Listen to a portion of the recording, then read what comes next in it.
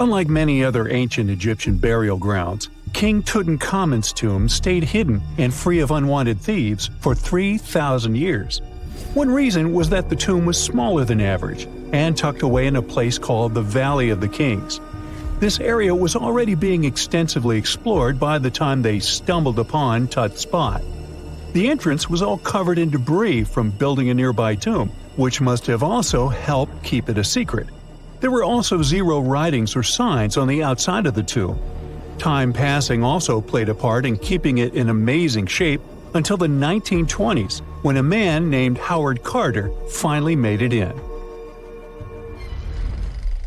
But was Carter that big of a hero? Some recent findings say he might have been sneakier than initially thought. People used to think Carter wasn't just a glorified treasure hunter, he was a true archaeologist. Before Tut, he had been on a relentless quest for Egyptian artifacts.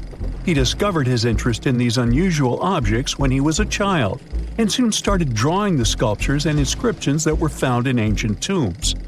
After stumbling upon the remains of King Tut, Carter spent a decade recording and processing all sorts of objects, like golden thrones, chariots, and statues from Tut's tomb, shipping them down the Nile to Egypt's museum in Cairo.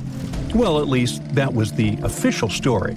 More recent discoveries claim that not all of the objects made it to Egyptian officials.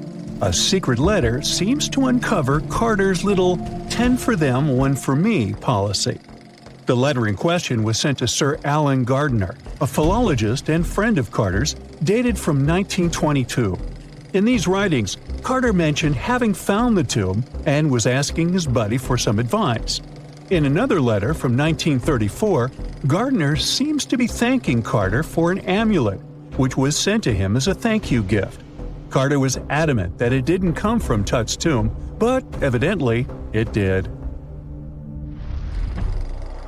Even the British director of the Egyptian Museum was onto Carter's sneaky endeavors, but couldn't prove it.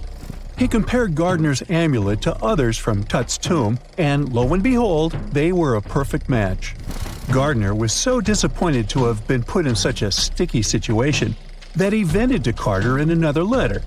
Deciding to be a good friend, Gardiner didn't throw the famous archaeologist under the bus.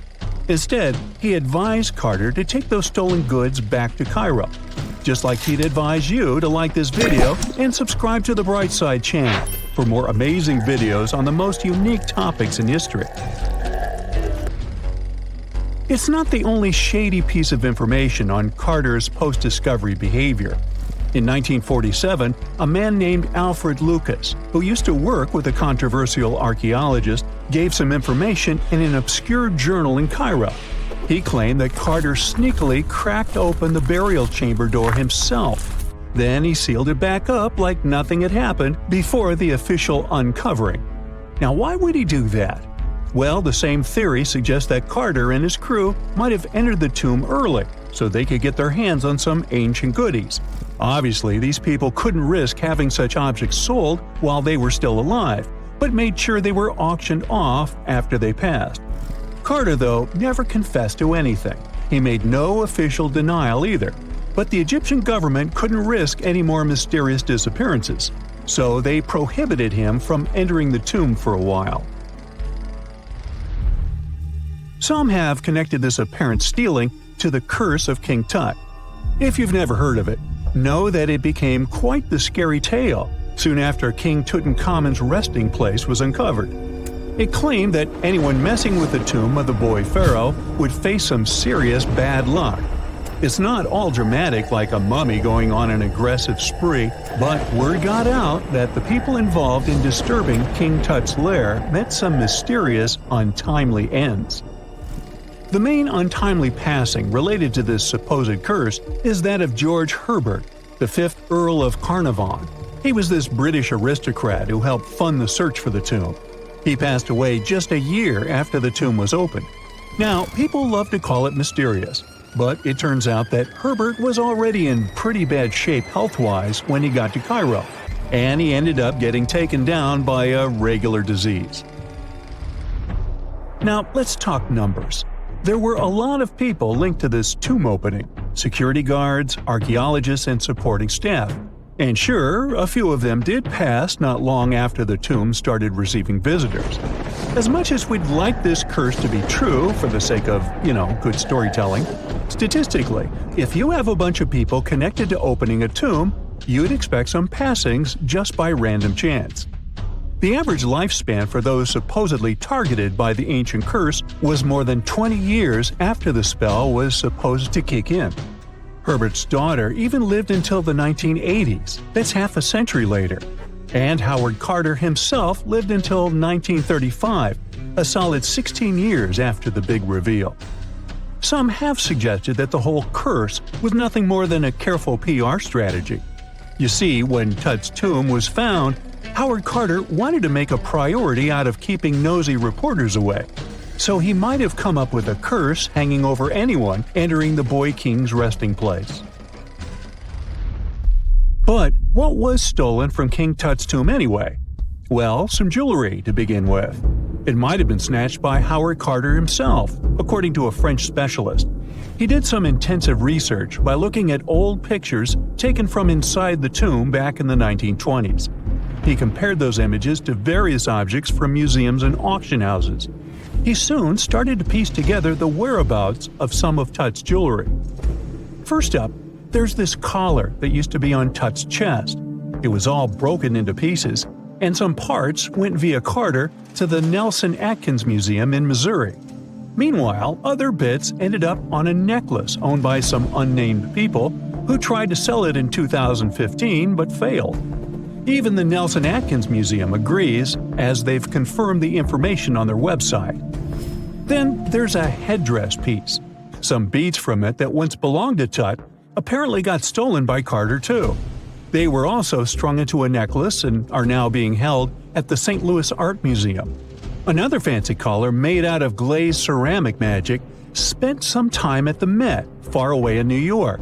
Thankfully, it was sent back to Egypt a bit over a decade ago.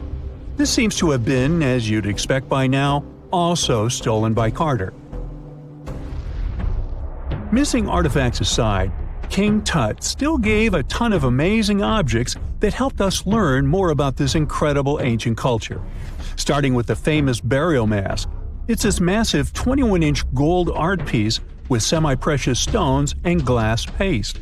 It weighs 22 pounds and showcases the boy pharaoh with a long beard and a headdress with a cobra and vulture. On the back, there's this spell from an important ancient Egyptian spiritual book that's supposed to make sure it works just as well in the afterlife. Tut was also apparently a board game enthusiast.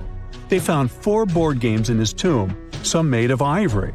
Archaeologists also found a pair of gold sandals, though you'd imagine they were more for show than for comfort. In fact, the pharaoh probably never wore them in his lifetime. Now, speaking of fashion items, it turns out Tut was quite the fancy ruler. They even found a mannequin in his tomb that was used to pick out, adjust, and store his outfits and jewelry. The boy king seemed to have also enjoyed some music, based on the 2 trumpets historians found in his tomb. Though they were played back in 1935 in a BBC broadcast, the instruments are today considered too fragile to be maneuvered. Kim Kardashian is a fashion mogul, law student, and, as it turns out, an accidental artifact whistleblower. Let me spill the tea. In one of pop culture's biggest plot twists, Kim Kardashian inadvertently posed next to a coffin only a few people knew was stolen. Her picture went viral, and somewhere around the globe, one of the looters involved in stealing the coffin saw it. Just like that, she helped to unravel a $4 million antiquity smuggling ring. Let's rewind. One of the looters involved in originally stealing the coffin was startled to see that the artifact had already been sold. His partners told him they were still waiting for a buyer. Since he didn't get his share of the loot, he emailed the Kim Kardashian picture to an attorney in New York responsible for these types of cases. Together with Kim's picture were some other photos of the coffin, still covered in mud, being taken from its original location. He told the attorney that the coffin had been stolen and gave him the proof he needed to go solve this case. Back in ancient Egypt around the 1st century BCE, a man named Njemonk passed away. He was a high-ranking priest who served the ram-headed deity of Heracleopolis. And when someone like that passes away, their send-off was special. Nejemunk's coffin was a golden masterpiece. In ancient Egyptian belief, gold wasn't just for show, it was sacred. It symbolized the essence of the deities and was thought to help people be reborn in the afterlife. This particular coffin even spelled out its inscriptions, linking the precious metals directly to divinity, rebirth, and the power of the sun. Fast forward to 2011. Egypt was going through major political upheaval, and amid the chaos, tomb raiders took their chance. In the Al-Minya region near Cairo, looters broke into Nejemunk's site. They dug up his gleaming coffin and smuggled it out of the country. First, the coffin landed in the hands of a dealer in the United Arab Emirates who forged export documents, claiming it was a Greco-Roman artifact to disguise its true Egyptian origins. Then it traveled to Germany, where a gallery owner had it restored and, allegedly, faked a license saying it had been legally exported back in 1971. With new papers and a polished look, it was passed to two French antiquities dealers who sold it to none other than the Metropolitan Museum of Art in New York for $4 million. And just like that, in 2017, Nejemunk's radiant coffin was on public display once again, this time in New York. The Met was absurdly happy to have acquired this piece. All over New York, you could see buses advertising the Met's new exhibition, based on this ancient Egyptian relic. The Metropolitan Museum of Art is one of New York's most prestigious museums. It's home to some of the world's biggest curators. And once a year, it hosts the celebrity-filled event known as the Met Gala. In 2018, the yearly theme of the world-famous Met Gala was Heavenly Bodies.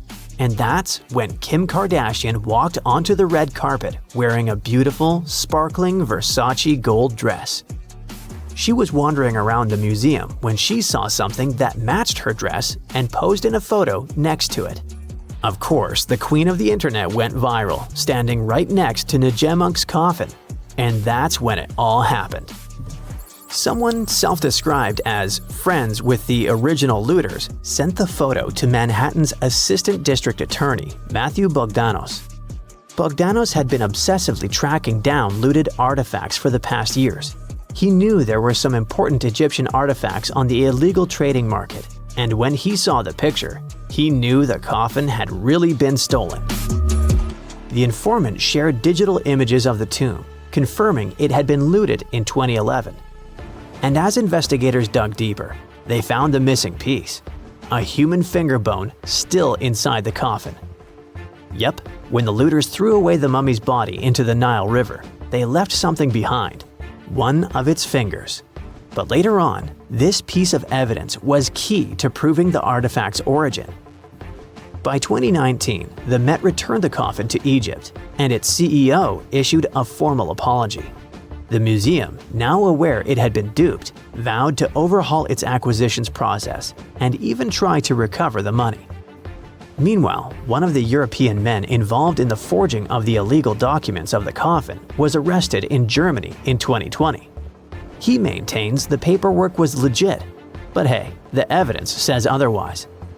Just FYI, next time someone says Kim Kardashian is famous for nothing, remember, Kim Kardashian accidentally helped to solve one of the art world's biggest modern heists.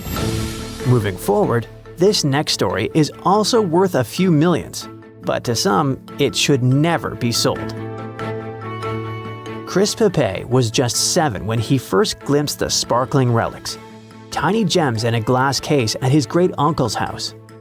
Back then, they were just part of the furniture, but as he grew older, he learned the truth. That these weren't just pretty stones. They were discovered beside what's believed to be the actual remains of the Buddha. It all began in 1898 when Chris's great-grandfather, William Claxton Pepe, a British landowner in colonial India, excavated a mysterious mound near the village of Piprawa. Inside a deep stone chamber, he found bone fragments, gold, and crystal reliquaries. One box had an inscription in ancient Brahmi script stating the remains belonged to the Buddha himself and had been gifted to his clan, the Shikyas, after his cremation. The discovery rocked the world. News spread through international papers, and scholars confirmed its authenticity. The discovery even helped map ancient Buddhist roots and identify Lumbini as the Buddha's birthplace.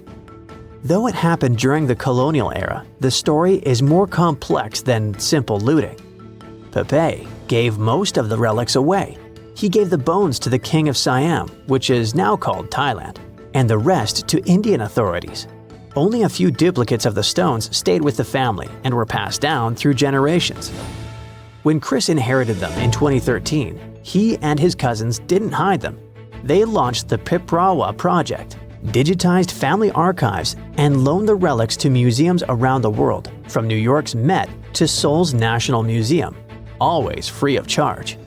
But in 2025, the whole thing became controversial when the family planned to auction the gems at Sotheby's in Hong Kong. The Indian government intervened, even issuing a legal notice demanding the auction's halt, saying that the relics are sacred and a cultural heritage. They argued that the sale violated Indian and international laws, including United Nations conventions, and called for the relics' repatriation to India for preservation and religious purposes. And talking about sacred items coming back home, after more than half a century in exile, 4 ancient bronze sculptures looted from Thailand were finally given back. These pieces are known as the Prakonche artifacts. They consist of 3 Bodhisattva statues and 1 Buddha image that were unearthed in the 1960s by villagers in Buriram province. If you've ever been to that part of the world, you'll know most people are very devotional and connected to their spiritual beliefs. So unearthing something like that is as close to the sacred you'll probably get in a lifetime.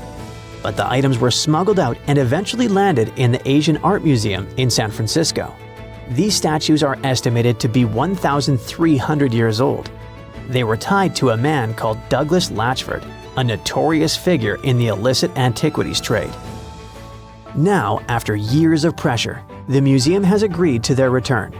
Thai officials, along with U.S. Homeland Security, confirmed the artifacts have been deaccessioned and will be soon repatriated. This isn't the museum's first time returning treasures. In 2021, it surrendered ancient lintels after a lawsuit from U.S. authorities. But this latest move hits close to home, literally, for one of the villagers who helped discover the artifacts and never dreamed they'd vanish overseas. Hey, I bet you didn't know that trees used to grow in the middle of Egypt's barren, sun-roasted Sinai desert. It's true. If you can't picture it, I don't blame you. But archaeologists have recently stumbled upon a tree-lined boulevard. Yep, an actual green avenue leading to a massive ancient fortress. No, this isn't some mirage or an overactive imagination, although I do have one. But it's turning our ideas of ancient Egyptian desert life upside down. Let's rewind a bit. The site in question is called Tel Abu Saifi, located in the northern part of the Sinai Peninsula. For a long time, it was known as a dusty archaeological footnote, the home of ruins from the Ptolemaic and Roman periods.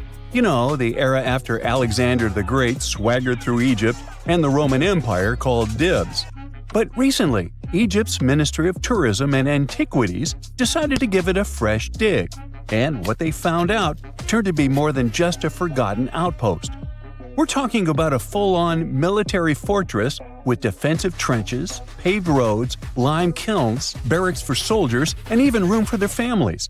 A whole bunch of living quarters right in the middle of a desert doesn't feel very homey until you remember our star, the unexpected Green Avenue. This road was over 300 feet long and 36 feet wide, as long as an American football field, paved with limestone slabs and lined with more than 500 clay planting pits. These weren't for show. They held actual trees, creating a shaded tree-line entrance straight to the fortress. Imagine walking through that, the sun blazing overhead, and suddenly, blessed shade. Ooh. Now, that's not just a grand entrance, that's an ancient red carpet, or maybe a green one. But this wasn't about curb appeal. The existence of hundreds of trees in a desert landscape over 2,000 years ago tells us something big. You see, the Ptolemaic Egyptians weren't simply good at building monuments. They were also masters of water management. In a place where rainfall is rarer than a selfie with a pharaoh, they somehow found a way to grow rows of trees. Now, let that sink in. To irrigate that many trees in a desert, they must have had a sophisticated irrigation or water transport system, something capable of moving and distributing water efficiently in this harsh climate. Maybe they channeled groundwater, or maybe they captured seasonal rain, or maybe ancient sprinkler systems. Okay, maybe not that fancy. But still, it's clear they were ahead of their time. Here's the thing, we already know the Egyptians mastered water control. They harnessed the Nile with ditches and canals to feed distant fields. So irrigation wasn't exactly a mystery to them. They had the skills and the knowledge. And sure, scientists still debate what the Sinai climate was like 2,000 years ago. But many believe it may have once been greener. After all, take one look at those dramatic mountains and rocky landscapes, shaped and sculpted as if by brute force of ancient rivers. And it's hard not to think that water once played a bigger role out there. Plus, archaeologists have found tons of evidence showing that Ptolemaic Egyptians cultivated fruits, vines, and trees on a large scale. In other words, growing a forest in a desert might feel wild to us, but to them, it was just another Tuesday. And now, this green avenue is making archaeologists wonder, what if similar irrigation systems were used elsewhere, say for transporting the enormous stones used to build the pyramids? There's already a theory that ancient rivers or human-made canals helped move those stones. And the Tel Abu Saifi discovery? Well, it might just be the missing puzzle piece. This isn't just a dream. Back then, rivers were like highways, power grids, and cargo trains of the ancient world, all rolled into one. Egyptians used them for everything – irrigating crops, trading goods, powering industry, and even mobilizing for war. If you were doing something important, odds are it involved a river. But wait, it gets even better. Excavations revealed deep defensive trenches, like ancient moats, dug more than 6 feet deep around the fortress. Those weren't just muddy ditches. They were part of an elaborate defense system designed to be filled or bridged to control access. Think of it as ancient Egypt's version of a retractable security gate, minus the hydraulics. And while the trenches were keeping intruders out, life inside the fortress was bustling. Remember how we said archaeologists had found military housing units? It turns out soldiers might have lived there with their families. So this wasn't just a barracks, it was a thriving community, with meals, routines, kids playing, and probably a whole lot of ancient gossip flying around the dinner table. In addition to all the military stuff, researchers found 4 massive lime kilns used to produce quicklime, an essential ingredient for making construction mortar. These kilns are a big deal because they suggest that during the later Roman period, Tel Abu Saifi turned into an industrial hub. It was like the Home Depot of ancient Egypt, churning out materials to build and repair buildings. But here's where the plot thickens. Underneath all of this, beneath the roads, the trenches, the kilns, archaeologists found the corners of an even older structure, a mystery building. Could it be the remains of a third, much older fortress? Or an ancient cemetery or lost city? Nobody knows yet, but one thing's clear, this story isn't over. Honestly, this might be the coolest archaeological cliffhanger of the decade. So, what does this all mean? Well, for starters, it challenges everything we assumed about desert life in ancient Egypt. For the longest time, deserts were thought of as natural barriers, dry, deadly, and empty. But this find suggests that the desert might have once been green and full of life, not because the climate was dramatically different, but because the Egyptians were incredibly good at bending the environment to their will. They didn't just survive in the desert, they transformed it. It also adds fuel to the fire in the age-old debate about ancient Egyptian tech. If they could build a fortress with tree-lined roads, moats, irrigation, and industry in the middle of the Sinai, is it really such a stretch to imagine they could engineer water channels to move pyramid stones?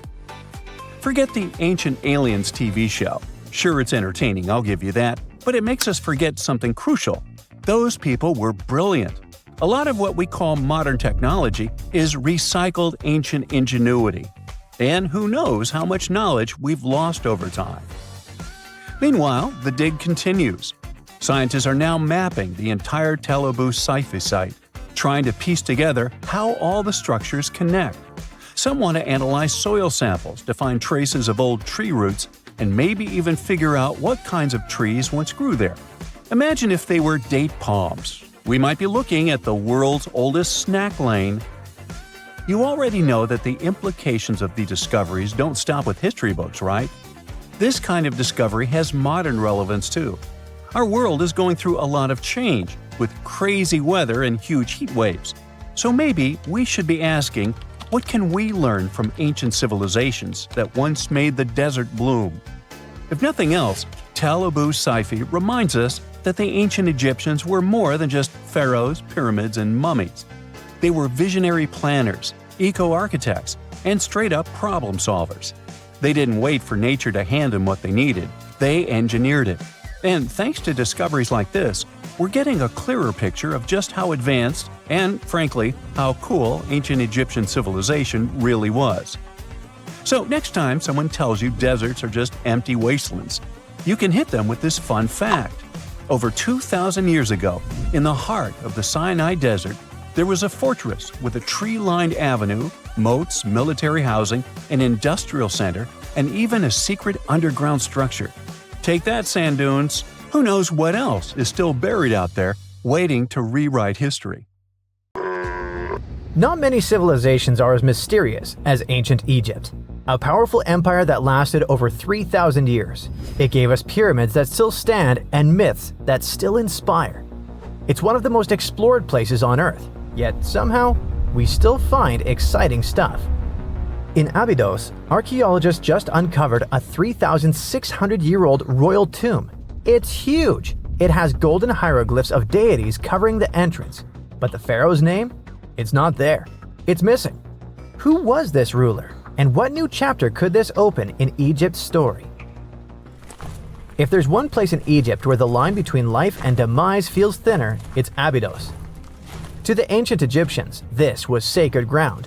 They believed it was the burial place of Osiris, the god who literally passed away, had his remains separated, and came back to life to rule the underworld. Because of that, Abydos became Egypt's spiritual gathering place. Pharaohs built amazing temples here, like the Temple of Seti, famous for its King's List, a wall that has the names of 76 pharaohs carved in it. Pilgrims came from across Egypt, leaving offerings and participating in Osiris festivals, where his demise and rebirth were ritually reenacted. It wasn't just symbolic worship, it was Egypt's version of Comic-Con. But instead of cosplaying superheroes, people reenacted gods coming back to life. Obviously, pharaohs competed to be buried as close to Osiris as possible. Abydos became part cemetery, part holy city, part afterlife insurance policy. Fast forward thousands of years, and we still uncover remarkable stuff around Abydos. That's the case with the recently discovered tomb. In early 2025, a joint team of researchers from the US and Egypt decided to dig beneath a rocky rise ominously called Anubis Mountain. You remember Anubis, the jackal-headed deity who guarded cemeteries. The uncovered royal burial was hidden 23 feet below the surface. Sadly, even though it eluded archaeologists for so long, robbers had already taken away with treasures ages ago. They could definitely tell this was a tomb of someone super important. Similar to how you can walk around a mansion with no furniture but still deduce that someone rich must have lived there. The chamber had mud brick vaults rising over 16 feet. That's taller than a female giraffe standing upright. For something built 36 centuries ago, it still felt enormous. However, when you remember that Egyptians were masters of architecture, nothing seems surprising. So no treasures, no golden mask, and sadly, no name. The cartouche that should have spelled the king's identity was unreadable. Egyptian tombs usually bragged about who was inside. In ancient Egypt, a cartouche was basically a big oval name tag for kings wrapped in hieroglyphs. Think of them as VIP passes that worked in both this life and the next. Without it, your soul couldn't check into the afterlife hotel. That's because to the Egyptians, your name, your Ren, wasn't just so your teacher could distinguish you from kids with the same haircut. It was a core part of who you were. As long as your Ren survived, so did you. To have your name forgotten was considered a fate worse than passing away. A soul cannot journey without a name. That's why you'd see cartouches all over the place, on temples, obelisks, jewelry, statues, and tomb walls. It wasn't there just for the marketing. It kept the pharaoh's presence front and center everywhere you looked. Imagine building a massive tomb only for 3,600 years later to walk in and go, who is this guy again? Not cool at all. That's why it's fair to imagine our nameless pharaoh haunting the robbers for all eternity. So yeah, cartouche was considered very significant. One of the most famous and mind-blowing examples comes from the tomb of Thutmose III. His burial chamber and sarcophagus were literally shaped like a cartouche. In other words, the entire room was a living architectural symbol of his name. Thankfully, in the recently discovered tomb, not everything was erased. Painted in golden hues at the entrance were two familiar guardians, deities Isis and Nephthys. Isis was the magician who stitched Osiris back together and breathed life into him. Nephthys, her sister, was the eternal mourner and protector of the mummy. Together, they promised that whoever rested here would not face the afterlife alone, and it's one additional proof of the importance of the mysterious pharaoh. So, who could this be? To answer that, we need to go down history lane. This tomb dates back to Egypt's messy chapter called the Second Intermediate Period. Instead of one ruler in charge, the country had many rival kingdoms, each with its own little power base, like a real-life Egyptian version of Game of Thrones. And right in the middle of that chaos was Abydos. For a while, it was home to its own line of kings, the so-called Abydos dynasty. Those weren't the pyramid builders everyone knows, and that's why they're so mysterious. They left behind almost nothing. No great monuments, no sprawling cities, just fragments of names on broken blocks. For centuries, many scholars even doubted they existed at all. That sorta changed in 2014, when archaeologists uncovered the tomb of Senebkay, one of those shadowy kings. Now, everything we know about Senebkay points to him having quite a story to tell. His bones revealed 18 deep wounds, the kind you get in battle. He had blows to his skull, back, and hands, and likely lost his life fighting, making him one of the few pharaohs we know who sadly fell in combat. His tomb was modest, with reused artifacts from earlier kings, but it delivered one priceless thing: proof. Until Senebkay, the Abydos dynasty was just a theory. With him, it became real. And that's why the new discovery could be a big deal. The newly uncovered royal tomb at Abydos shares the same layout and style as Senebkay's. It has limestone chambers, mud brick vaults, and protective deities, although it's much bigger. Which again raises the possibility that we're looking at an even earlier, more powerful ruler of Abydos. Whoever he was, he wanted to be remembered alongside the greats. Which is ironic, because it seems that history tried erasing him. Perhaps additional findings alongside his tomb could tell us more. Yes, there's more, and it's actually pretty cool. Not far from Abydos, in the village of Banawit, archaeologists uncovered a Roman-era pottery workshop. Yeah, you heard that right, a pottery factory close to a pharaoh's burial ground. The site had huge clay kilns, storage rooms, and even broken shards called ostraca. They were basically ancient sticky notes. Except instead of shopping lists, those had receipts scratched onto them in Greek and Demotic Egyptian. Little records of everyday transactions, the kind of thing you'd never expect to find near a lost dynasty king. Honestly, the potters missed a chance. Forget boring receipts. They should have been selling Osiris's mugs and Anubis figurines to pilgrims and tourists. But that's not all. It seems that centuries later, during the medieval period, the same ground became a cemetery. Archaeologists found mud brick graves with skeletal remains. This could mean that Abydos kept its aura of significance for hundreds of years after the Age of Pharaohs. So why this hill again and again? Is this place really a getaway to the afterlife? It is, after all, the very place where Osiris is said to rest. That belief lingered like a shadow for thousands of years, strong enough to pull in pharaohs and later medieval families. Different rituals, same sacred ground. Although, to be fair, the Romans weren't here for Osiris. They came to make pots. The story of Abydos is not over. The excavations will continue, and who knows what else could be discovered in the future. Today, archaeologists are armed with tools that are basically X-ray glasses for the desert. Every scan could reveal a hidden chamber, or if we're lucky, finally give our nameless pharaoh his wren back to him. In fact, I became strangely invested in finding out who he was. So let's hope for some news soon. It's only a matter of time. Do you have your own theories? Let me know. Miles and miles of yellow sand, treeless mountain ridges, and scorching hot sun over your head. And suddenly, something you'd never expect to come across in a barren desert. A small group of overexcited people. They're as happy as you would be if you'd won a lottery. They've just found an ancient tomb, once flooded with its walls in bad shape. But the stuff they discovered inside proves that this is the burial site of one of Egypt's most mysterious pharaohs. Historians have been hunting for his tomb for years, but no one expected it to hide ancient treasures. Fast forward. After careful examination of the site, Egyptian officials have announced the discovery of the tomb of King Thutmose II. It's the last missing tomb from Egypt's 18th dynasty. And this is also the first royal tomb found since King Tutankhamun's was discovered in 1922, in more than 100 years. A team of Egyptian and British archaeologists found the tomb in the Theban Mountains area, west of Luxor, near the famous Valley of the Kings.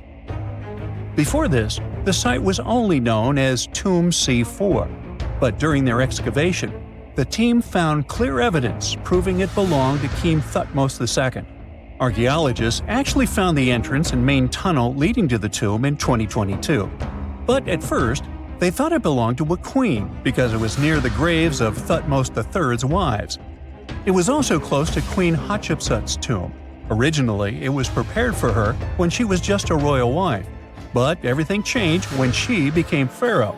But we'll talk about this twist of fate a little later. But soon they realized that their discovery was much more significant. They found alabaster jars with Thutmose II's name and the words "deceased king" written on them.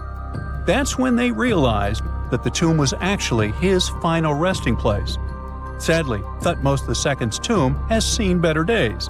According to the head of Egypt's antiquities sector and the leader of the Egyptian excavation team, the tomb suffered major damage from ancient floods not long after the pharaoh's death.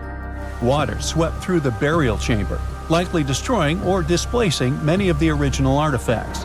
Much of what had been once inside the tomb was moved elsewhere in an attempt to salvage it. The researchers found out that the tomb had a basic design, with an entrance, a sloping main corridor, and a burial chamber. The corridor was coated in white plaster and rose about 4.5 feet above the floor of the burial chamber. A large staircase and a very large descending corridor of the tomb indicated its grandeur. It took the team a long time to navigate through, though, as the tomb was blocked by flood debris and collapsed ceilings. Only after crawling through a 32-foot passageway with a small 16-inch gap at the top, the worst nightmare for those of us with claustrophobia, were they able to reach the burial chamber. There, they were in for another surprise. They cleared the debris, expecting to find the crushed remains of a burial beneath. But the tomb turned out to be completely empty, and it was not due to robbery. It had been deliberately emptied. The researchers soon realized that the tomb had been flooded since it had been built underneath a waterfall. It happened just a few years after the king's burial, so the contents of the tomb were moved to another location. That's why there was a second corridor in the tomb. It was most likely made to help remove King Thutmose II's body from his flooded tomb. Despite the damage, the excavation team made some really exciting discoveries. They found traces of mortar decorated with blue inscriptions, yellow stars, and fragments from the Book of Amduat, one of the most significant funerary texts in ancient Egypt. The book was meant to guide the deceased through the underworld, ensuring a safe journey to the afterlife. Now, how about we sneak a peek at ancient Egypt's 18th dynasty? It was all about conquering lands, expanding the empire, and building jaw-dropping monuments. Some of the biggest names from that era: Thutmose I and Thutmose III, both legendary warrior kings who left their mark in history. Thutmose I was a fierce fighter who led major military campaigns, pushing Egypt's border further south than ever before, all the way to the fourth cataract of the Nile. His victories gave Egypt access to new trade routes, stronger political ties, and more wealth. His conquests were so significant that they were recorded in the tombs of his top officials. Thutmose III, sometimes called Thutmose the Great, took things even further. He was not only an incredible military strategist, but also the commander of Pharaoh Hatshepsut's armies before becoming king himself. He led between 17 and 20 military campaigns, winning every single one and expanding Egypt's empire to its peak. He even created the world's first navy. Thutmose III is often remembered as Egypt's greatest warrior pharaoh. And sandwiched between these two powerhouses was Thutmose II, a pharaoh who doesn't get nearly as much attention. Hey, the middle child, right? His reign lasted only about 5 years before he passed away at around age 30 in 1479 BCE. He is kind of a mystery. No one really knows what he accomplished. For the longest time, even the location of his burial site was totally unknown. His body was actually found in the 19th century. It was just lying around in the mortuary temple of Deir el-Bahari, in a secret chamber where priests used to hide royal mummies centuries after their original tombs were looted by grave robbers. In other words, Thutmose II's body must have been moved from his original resting place at some point in history to protect it. During his lifetime, Thutmose II made at least one major impact on Egyptian history. He married his half-sister Hatshepsut. That might not sound like a big deal, but it helped her become Egypt's greatest female pharaoh after he passed. The catch?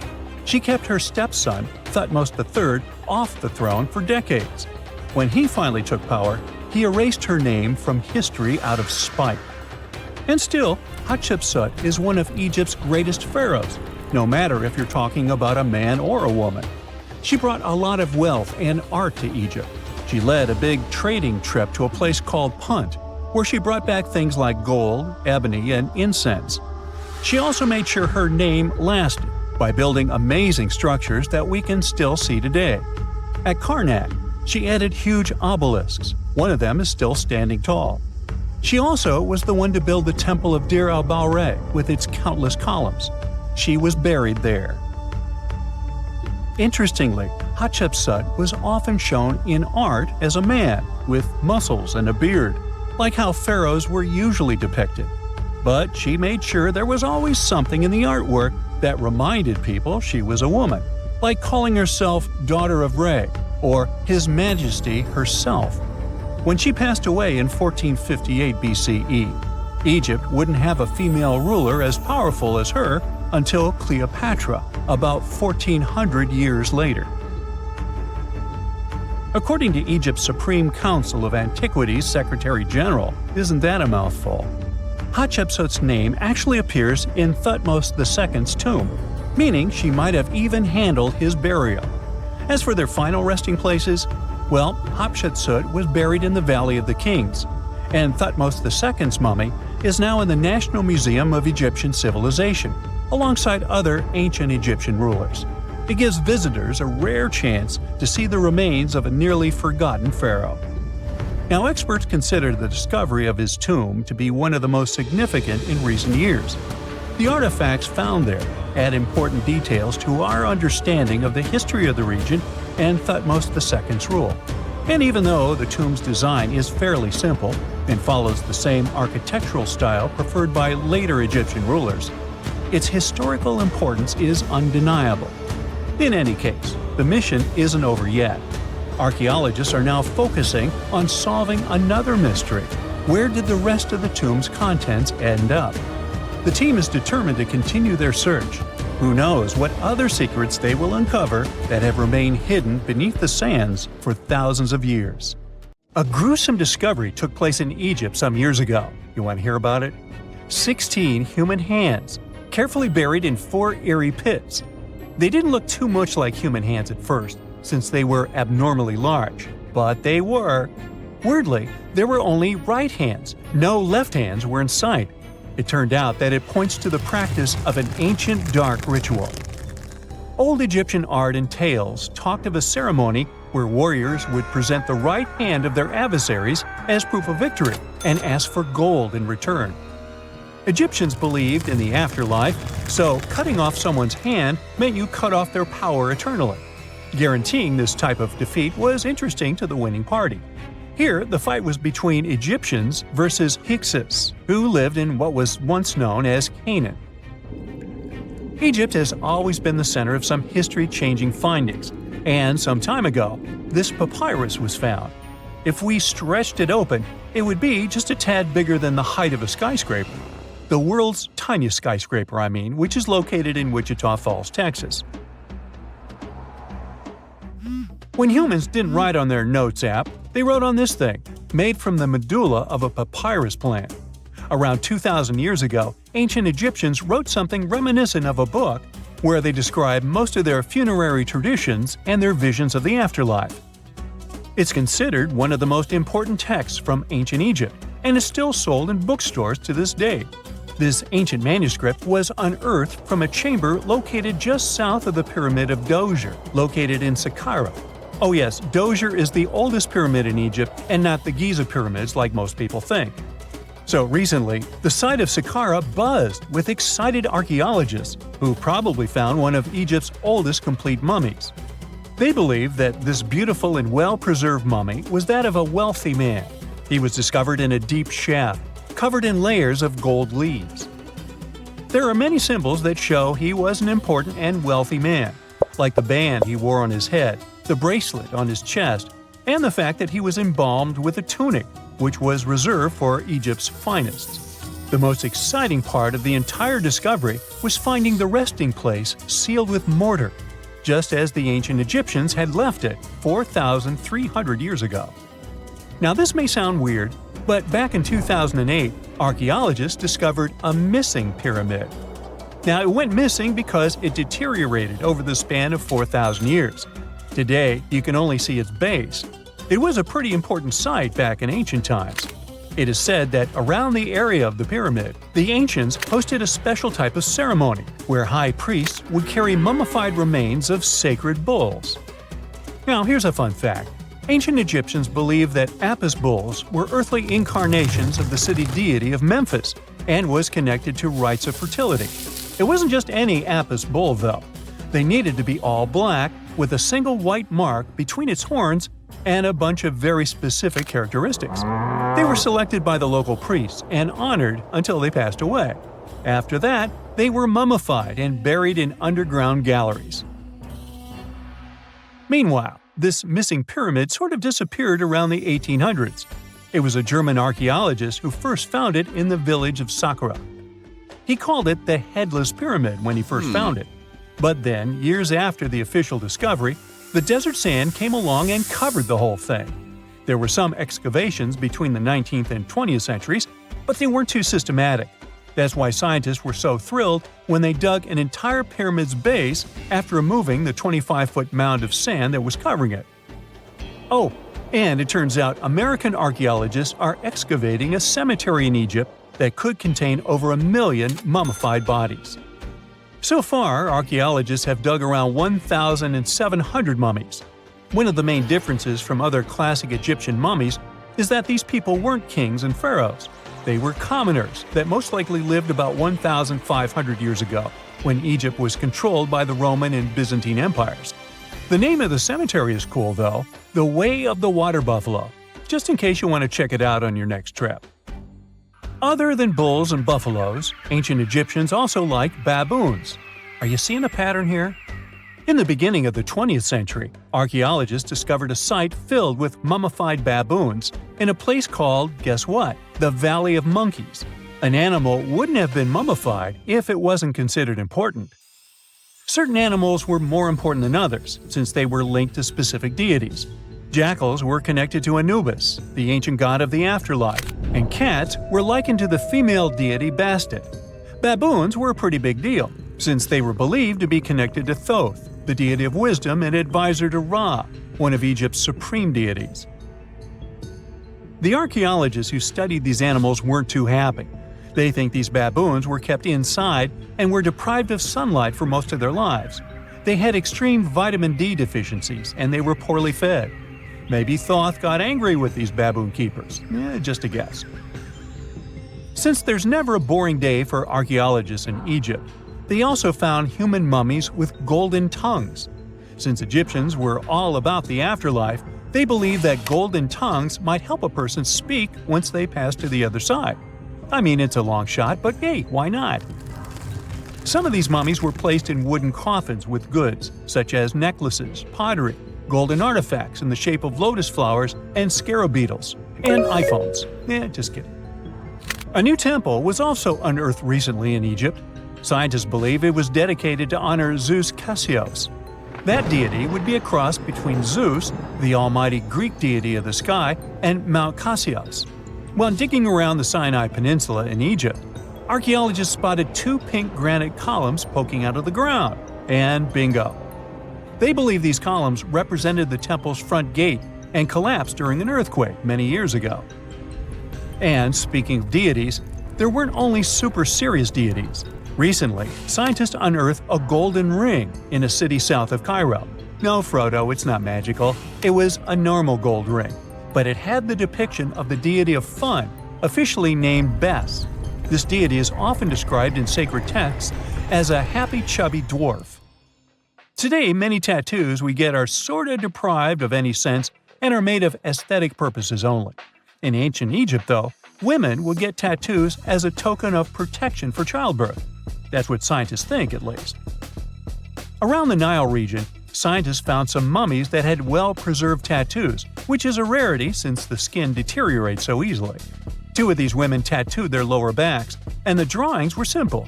They were mostly pictures, including that same chubby dwarf we just talked about, Bes.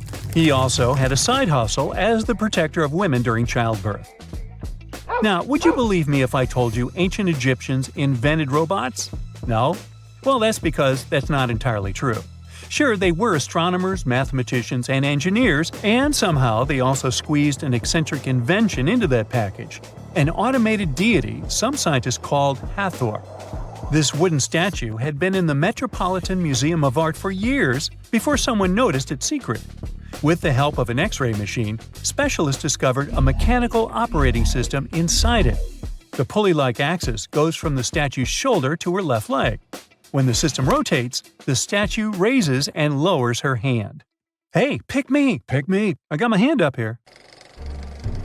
During the early 1920s, the world was mesmerized by King Tut. A British archaeologist, Howard Carter, discovered the young pharaoh's tomb in Egypt's Valley of the Kings, 1922. But the public wasn't only interested in gold and jewelry. The press wrote about the curse of the pharaohs. But was it true? Was an ancient curse really the reason everyone entering the pyramids lost their lives? At the time, this was the only explanation for a series of unexplained passings. The man present at the opening of King Tut's burial chamber, George Herbert V, Earl of Carnarvon, lived only 5 more months after the discovery. He had also sponsored the dig. In comes Sir Arthur Conan Doyle. You probably know of him, the English writer behind Sherlock Holmes. He claimed that an evil elemental caused the explorer's demise. He must have been joking, right? Unfortunately, no. The newspapers continued to blame the pharaoh's curse after every Egyptologist left this world. These are the scientists who study the ancient cultures of Egypt. The archaeologist who opened King Tutankhamun's tomb passed away full 17 years after the discovery. The reason for it wasn't a secret: Hodgkin's disease. Yet again, journalists around the world wrote of a curse. This was getting ridiculous. But science must have had a rational explanation, right? Well, it did. And that explanation was common mold. Harmful fungi, Aspergillus, can survive for ages in sealed tombs. When humans inhale them, there's a high risk of infection in people who have a weakened immune system. Today, doctors believe this is what happened to the unfortunate explorer more than a century ago. Scientists now know that this type of fungi grows especially well on grain. And King Tut's tomb was full of offerings in the form of baskets full of raw grain and bread. Researchers discovered other varieties of fungi on ancient Egyptian mummies. These molds can easily cause some nasty consequences for humans. The danger of rotting organic material is real. Just look inside your fridge. Any food leftovers you have there start to go off after just 3 to 4 days. You can imagine what happens to food in a sealed chamber after thousands of years. Food is just one kind of organic material. There is also wood. If you expose it to water or even moisture in the air, it starts to deteriorate. You don't have to travel to Egypt to see the effects of this process. Any abandoned building in your neighborhood can serve as an example. When a piece of wood gets wet and has no way of drying out, there is going to be damage. From fungi to wood-boring insects, the list is long. Rotten wood presents a huge structural issue. Beams and floor panels are all made of timber, so you better not go inside a failing building. You can easily lose your footing. But this is just the tip of the iceberg. The building materials since the time of the pharaohs have changed, but so have the dangers. One of the best examples is asbestos. Until the 1970s, most home insulation materials contained this substance. It was in everything, from boilers to soundproofing. This microfiber provided excellent heat insulation. But then, the United States banned asbestos in 1989. The UK did the same a decade later. The reason for it is that asbestos becomes a health hazard when it gets damaged. When humans inhale asbestos fibers, they can get seriously sick. Abandoned strictures are full of this material, and there is no one to maintain them. You see the danger now. Another material is also common in old buildings: lead. Ancient Romans used lead piping to channel spring water into their homes. They also cooked in lead vessels, which was probably not the wisest of choices. You see, lead and water don't go well together because of something called corrosion. But this problem isn't ancient. US officials banned lead piping only in 1986. That means that 7% of American households still have lead service lines. And this is not the only source of poisoning. Until the mid-1960s, builders used lead paint to coat woodwork. In abandoned buildings, this lead coating snapped a long time ago. Anyone who touches doors and windows will disturb this lead dust and inhale it. The dust particles are at least visible to an unaided eye. This is not the case for carbon monoxide. This gas has no color, so you can't see it. It has no odor, so you can't smell it. No way to detect a carbon monoxide leak at all. And how does this dangerous gas usually escape? Poor maintenance. Well, abandoned buildings have zero maintenance. 1 second, you could be exploring an old factory, and the next you could feel dizzy with and have a terrible headache. These are just some of the symptoms of CO poisoning, the less severe ones. But what is the source? All it takes is for an old boiler to finally give way after years of neglect. We've reached an important question. What is the main factor in air quality inside a room? If you are thinking the level of oxygen, try again. It turns out that oxygen levels drop by only 0.3% in 8 hours inside an airtight room. This is a room in which doors and windows are sealed with tape, so the decrease is even smaller in normal conditions.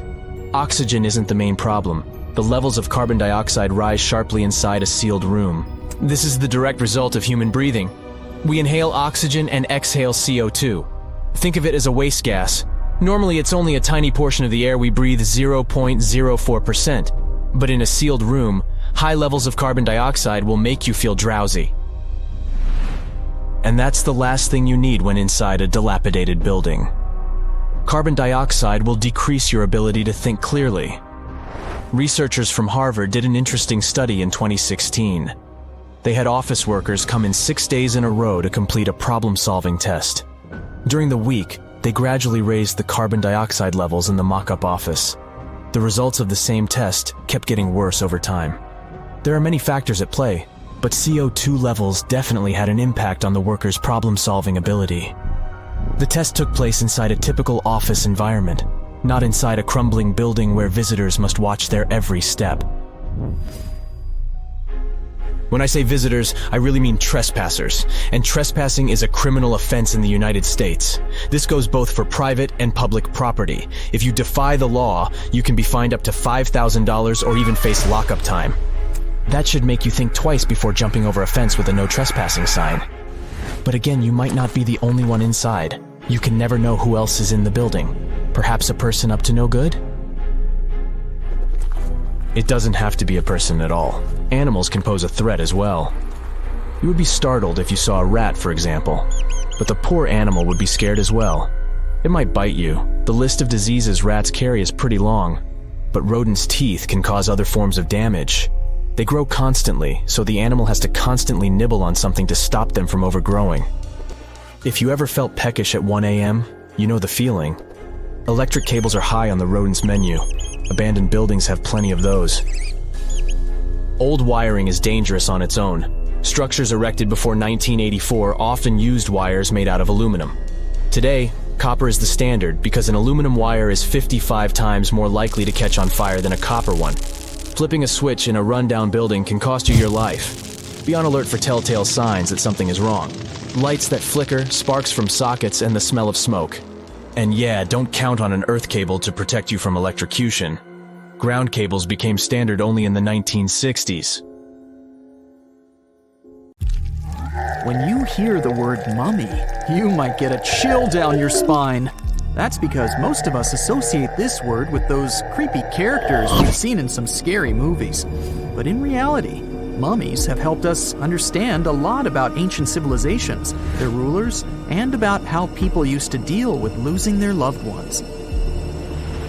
The people most famous worldwide for their mummies are the ancient Egyptians. They believed that some sort of existence after passing away was possible, if certain conditions were met. That's why they insisted on preserving the human body through the process of mummification and placing the mummy in a furnished tomb, kind of like giving it a fully functioning apartment of its own. Why did they believe in this? Well, because they were deeply connected to their natural environment for the most part. They saw the natural cycles around them, like how the sun rose every day, followed by the moon, or how new life was always sprouting from plants, even after they had wilted away.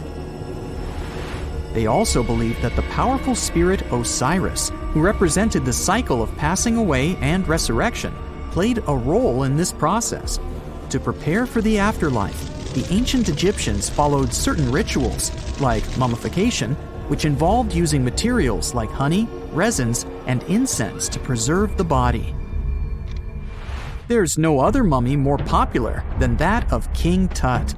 He was a young pharaoh who ruled over 3,000 years ago in Egypt. The problem with discovering ancient royal tombs is that most of such burial sites were previously robbed. People knew ancient rulers had been left with many valuable belongings, so those locations became vulnerable to thieves. When King Tut's tomb was opened in 1922, people were excited because it had not been robbed, like many other previously discovered royal tombs. That's how well hidden it was. Inside, his mummy was encapsulated in a total of 3 coffins, including one made of gold. The objects found in his tomb showed us what ancient Egypt was like, and studying his mummy also helped us learn about the culture and practices popular at the time when he passed away. We also learned about his family by looking at his DNA. Scientists were able to discover that he had had a disease called malaria and a problem with his foot that might have made it hard for him to walk. Ramses II was another pharaoh in Egypt who ruled for 68 years, which was quite a lot back in the day. He was known for his expansion campaigns and building projects. Many objects from his time as a ruler still exist today, including a large statue of him. Ramses II was about 6 feet tall and lived to be about 90 years old. After looking at his mummy, scientists concluded that he may have had a medical condition that affected his spine. Now, remember those thieves I mentioned before? They are probably the reason why Ramses II ended up in a plain coffin in a secret collection of royal mummies at Deir al-Bahari, which was rediscovered in 1881. Thankfully, archaeologists were able to identify him because his journeys had been recorded on his wrappings. The process was really tedious too. In fact, in ancient Egypt, the mummification process could take a staggering 70 days to complete. A special person would say a very specific speech while delicately handling the body and drying it out using a type of salt called natron. They also used linen and resin to make the body look more lifelike and to wrap it in cloth. The tomb was equally as important for ancient Egyptians. The walls of King Tut's tomb, for example, were adorned with intricate artwork that depicted his journey to the afterlife, from his burial procession to his passage through the underworld. The ancient Egyptians believed that everyone made this journey after passing away, and they filled their tombs with items and paintings to help the person in their spiritual travels. Additionally, the walls of the tomb were decorated with spells from a special book, which contained a collection of poems that the Egyptians believed would help people reach the afterlife. And speaking of how important this journey was, people also placed food in these ancient tombs. In King Tut's tomb, archaeologists discovered 36 jars of vintage beverages and 8 baskets of fruit, which were believed to be left there to help him in his journey to the afterlife. The Egyptians believed that traveling to the afterlife took a really long time, so they left a lot of supplies, such as food and water, to sustain their loved ones. Pharaohs also generally had numerous luxurious garments and beautiful jewelry in their tombs to ensure that they would have a fashionable journey. These items included various types of linen clothing, such as tunics, scarves, gloves, and headdresses, as well as a lot of gold jewelry with precious stones, like bracelets, buckles, pendants, necklaces, rings, and even precious depictions of insects for protection. Some were also deposited with fans made from ivory and ostrich feathers to keep them cool in the afterlife. Some ancient rulers were even placed in their forever apartments along with boats. For example, Pharaoh Khufu built the Great Pyramid at Giza as his tomb, and a large ship was found inside. King Tut, however, was buried with multiple boat paddles, but no actual boat. Instead, he had 3 chariots and numerous walking sticks made of precious materials, perhaps indicating he'd rather travel to the beyond by land, not by water. Amongst the most interesting objects found near ancient mummies are bottles of oils and perfumes. If rulers were supposed to be fashionable, why not smell nice too, right? Also, some of them had some ancient kinds of board games, most of them made out of precious materials like gold or ivory. One of those games was called Senet. It was very popular amongst the ancient Egyptians and very similar to modern-day chess. The ancient Egyptians may have the most famous mummies out there, but they weren't the first to invent the procedure. In fact, it all started in South America with an ancient civilization named the Chinchorro. As far as we know today, these people were the first to mummify their loved ones that had passed away. They did it somewhere around 2,000 years before the Egyptians started their own rituals. Sure, we can tell a lot about ancient rulers by studying these mummies, but until recently, we had no idea what they really looked like during their lifetime. Not so long ago, though, some very special mummy paintings were found by archaeologists studying ancient Egyptian objects. These mummy portraits are highly detailed paintings of individuals that were made while they were still alive. Such paintings were often painted on wood, as opposed to the classical portraits we all know about, which are painted on canvas. They are known for their realism and beauty, and have even been used by researchers to diagnose diseases by comparing them to the corresponding mummies. Some of these portraits also include depictions of jewelry, which was later found on the mummies. The recent discovery of these mummy portraits in Central Egypt is significant, as it marks the first time in over a century that such paintings have been found. Mummies appeared all around the world naturally, too. Mummification can occur without people intervening because of natural conditions, like extremely cold or hot environments, places with a lack of oxygen or accidental exposure to chemicals that preserve the body. These conditions don't allow bacteria to grow, resulting in the body remaining more or less intact. Famous Otzi was one of these mummies. We know today he was a man who lived around 5,000 years ago in Europe. But upon his discovery in the Alps in 1991, Austrian authorities initially believed that he was a modern mountaineer because of how well preserved the body was. However, after the Iceman was removed from the glacier, it was determined that he was actually from the Copper Age. Secant, cosine, tangent, sine, 3.14159. Yeah, that was the cheer we heard coming from the trigonometry club back in the day. For the rest of us in math class, terms such as sine, tangent, and pi were just bewildering. Who invented these and why? Was their only purpose to make it harder for students? Well, not quite. Trigonometry was invented by the ancient Egyptians.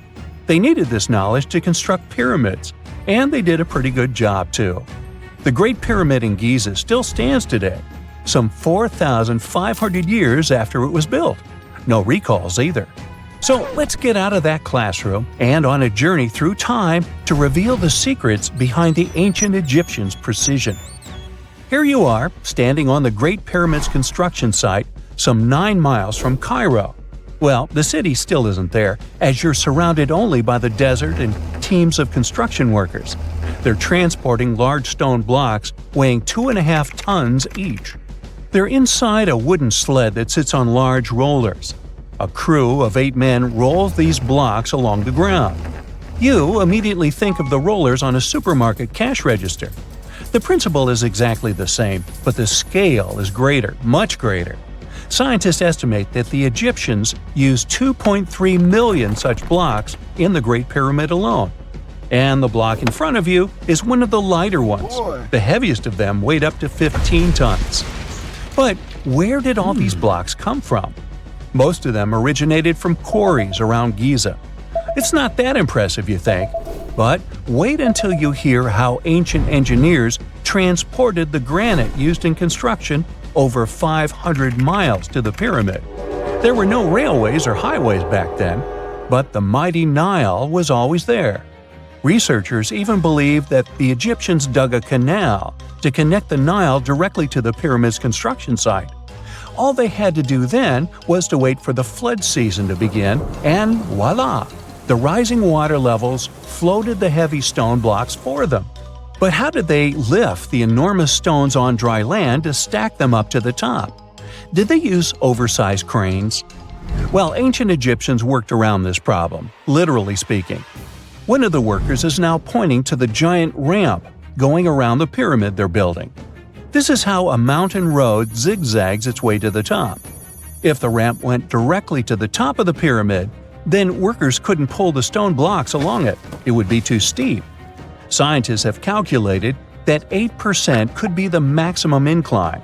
So ancient Egyptians just extended the ramp around the pyramid. Again, these are all theories, as the ramp could have been inside the pyramid, as some researchers suggest. The exact building method is still a mystery, guarded by the Sphinx. That's its real name, right? Wrong. As the Great Sphinx is just the statue's alias. You know, the name writers take when they want to hide their true identity, or a singer's stage name. The Sphinx's real name, translated from Egyptian, means Horus in the horizon. That was the name for the Egyptian deity of the sky. The trail of mystery doesn't end there. As a man walks past you with a bucket of paint, he's going to add a touch of color to the Great Sphinx. Researchers found specks of this red color next to its ear. That was some strong paint, as it survived for thousands of years. You are now standing straight in front of the Sphinx. You look up. It's very tall, right? 66 feet to be precise. Now resist the urge to take a selfie. You can do it. Now you notice something else. It looks like the Sphinx is in the center of a giant triangle in the back. That's one side of the Great Pyramid. And no, your eyes are not playing tricks on you. The Sphinx really does sit in the center of the pyramid's lateral face. Here's where math comes in handy. A pyramid has 4 sides, called lateral faces. There's also a fifth face, the base, but that's not visible. It's, wait for it, face down. The Sphinx has one last mystery to reveal: its age. Scientists agree that Pharaoh Khafre built the Sphinx. He ruled after his father, who had built a great pyramid nearby. So both structures were finished around the same time. Let's talk about numbers again. You've heard of Cleopatra, the Egyptian princess described as a woman of great beauty. Hello? She saw the pyramids, but she lived closer to the time of the first iPhone than the time of the people who built the pyramids. Fascinating, right? You can see thousands of people around you. They're working hard to build the pharaoh's tomb. But how many of them are there exactly? One Greek philosopher estimated there were as many as 100,000 workers. Seems like an okay number for such an enormous structure, but it can't be true. Science simply can't back up this number. Egyptologists put the total number of workers at 30,000. And yes, Indiana Jones was one of them, at least on the big screen, but he showed up late. Egyptologists know a lot about the pyramids, but not everything. Not because they don't want to, but because they haven't yet dug up enough evidence. They can only guess how the building process went. First, engineers would arrive to choose the right spot and do the necessary measurements. That's why they needed all that complicated math. Then, it's time for sourcing the material, the large stone blocks I mentioned earlier. When boats deliver them to the site of the future pyramid, workers can finally do their thing. They operated in smaller groups, but there were at least 2,000 of them chiseling and carving away at any given time. Sounds like a typical construction site today? Well, that's because it is, just thousands of years ago. It's amazing what ancient Egyptians were able to achieve with just copper and stone tools. The pyramid is now complete in front of you. But is it the same pyramid we see today? Why is this structure shining bright in the desert sun? Isn't it supposed to be a dusty yellow color? Well, no. Human activity and the elements have completely stripped the outer layer of stones over time. Expert craftspeople polished these blocks using nothing but stone and sand. The end result was a smooth and shiny rock. On the day it was completed, the Great Pyramid of Giza was a perfect triangle of light. Its polished sides acted like giant mirrors, reflecting the powerful Egyptian sun. This is the point where you should put your glasses on, and that shiny thing you see at the pyramid's very top is actually gold. The capstone at the top of the pyramid is called a pyramidion. It was covered in sheets of gold. As you can guess, these were the first stones to disappear. Let's make another stop before we get you back to your classroom. We travel to the British Isles, and no, Stonehenge isn't our destination. It is Newgrange in County Meath. Scientists estimate that the ancient peoples of Ireland built this stone monument around the year 3200 BCE. This makes it older than both Stonehenge and the Great Pyramid in Giza. The function of the circular mound in Newgrange is the same as the one of the Great Pyramid and equally mysterious. The estimated amount of loose stone present in the valley is over 220,000 tons. And it's not just randomly thrown on a pile. The order in which the stones are set makes the structure water-resistant. That would explain how Newgrange had survived for so long. Kinda makes you want to splash out the cash for that waterproof phone case, huh? Well, you're back in your school desk, but today's math lecture is the last thing on your mind. You're thinking about how great the Egyptian pyramids are, and if we have something similar today. It turns out modern engineers are just as impressed with the Great Pyramid as you are. There's a glass pyramid sitting in the main courtyard of the famous Louvre Museum in Paris. The panorama of San Francisco wouldn't be complete without the 48-story Trans-America Pyramid. But Las Vegas went the furthest. There we find the Luxor Hotel. It's so big that it's the third largest pyramid on the planet. And guess what's in front of it? Yup, a replica of the Sphinx. It's 110 feet tall, 2 stories higher than the one in Giza. Yeah, everything's bigger in Vegas. Wow! Scientists have found a lost city beneath Egypt's pyramids. And it's incredibly large, bigger than the biggest target you can imagine. underground chambers, passageways, and vertical structures. Scientists have no idea what purposes they serve. But let's start from the very beginning. Italian and Scottish scientists studying the Pyramid of Khafra discovered something that looked like secret tunnels under 3 pyramids. This find might change what we know about ancient Egypt. The expedition, called the Khafra Project, was led by Corrado Malunga from Pisa, Italy, and Filippo Biondi from the University of Strathclyde, Scotland. Their mission was to focus on exploring Khafra's pyramid, the second largest on the Giza Plateau. Scientists uncovered a massive structure beneath the Pyramid of Khafra. Could it be an ancient Egyptian underground city? The experts analyzed the data they had and came to the conclusion that 8 large vertical structures could be hiding beneath, possibly wells or shafts. They extend a staggering 6,500 feet across. Imagine placing 2.5 Burj Khalifas on the ground, one after another, and you get the sheer size of this find. These shafts also plunge nearly 2,000 feet underground. Some of the deepest underground stations in the world are located at a mere 380 feet underground or so. These cylindrical shafts are surrounded by spiral paths. Picture some old Gothic castle. They're connected to 2 giant, weirdly shaped chambers. Are those cubes? Or possibly bowls? Each of these chambers is likely more than 260 feet across. Now, even though we know about the structures now, no one has figured out their original purpose yet. Want to hear something even more shocking? Okay then. The team is almost sure that similar access points can be found under all 3 pyramids. In other words, all of them might be linked by a hidden system of underground tunnels, chambers, and passages. Even deeper, about 4,000 feet under the surface, there might be more unknown structures. And doesn't it add to the mystery? But the coolest news is that, according to some team members, these hidden structures near Giza pyramids could align with the legendary Halls of Amenti. In ancient Egyptian mythology, it's a place where people are believed to arrive when they're close to the end of their days. There, they are said to take a 3-day-long trial, facing their biggest fears. Now, how did scientists even discover these hidden spaces? To uncover them, researchers used 2 satellites positioned 420 miles above Earth. They sent radar signals to the Giza Plateau, and these signals generated detailed images, which were later compiled into a 3D model of the underground layout, including the newly detected shafts. Then, using synthetic aperture radar or SAR technology, which is a type of radar that can penetrate through stone, the team also spotted 5 small room-like structures hidden deep within the pyramid. One of these chambers contained a sarcophagus, which was once thought to be the tomb of Pharaoh Khafra. But now, scientists believe this was a mistake.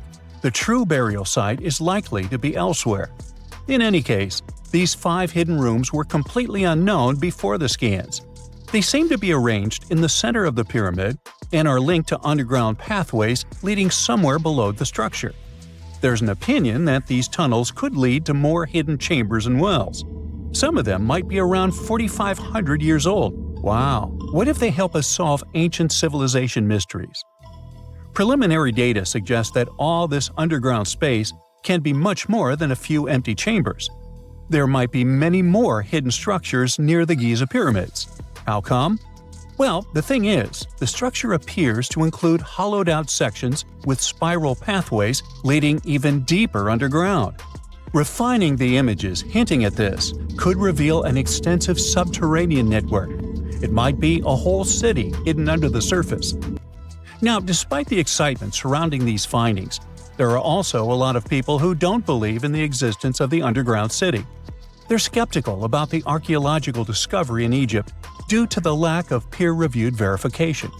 That's why several archaeologists and radar experts have challenged the validity of the claims. They've explained that the technology used to make the discovery may not be advanced enough to produce such detailed underground imagery. According to them, the 5 smaller chambers found near the surface could be natural formations, since the area had had sacred significance long before the construction of the pyramids. Some experts have even dismissed the use of radar methods in this context altogether. They call these methods scientifically unproven and question their accuracy. The discovery has also reignited discussions about ancient Egyptian myths and the possibility of hidden texts lying somewhere beneath the Giza pyramids. The layout of the newly detected underground chambers shares similarities with mythological accounts of the Hall of Records, a rumored chamber that could preserve early Egyptian wisdom. If confirmed, these findings could significantly reshape the understanding of Egypt's sacred topography. Plus, this lost city beneath Egypt's pyramid could become physical evidence of previously unknown underground structures. That's why the Khafra project is super eager to begin excavating to confirm their findings. But getting approval from Egyptian authorities is a challenging process. The discoveries still need to undergo peer review before they are accepted by the academic community. By the way, this recent archaeological discovery in Egypt comes on the heels of another discovery involving a weird structure beneath the Royal Giza Cemetery, which researchers believe is unnatural in origin. Archaeologists used remote sensing techniques and uncovered a mysterious L-shaped structure underground in the Western Cemetery of Giza. This area is known to house burials of royal family members and high-ranking officials. Many of the tombs in the cemetery have above-ground mastabas, rectangular stone or mud brick structures with flat roofs.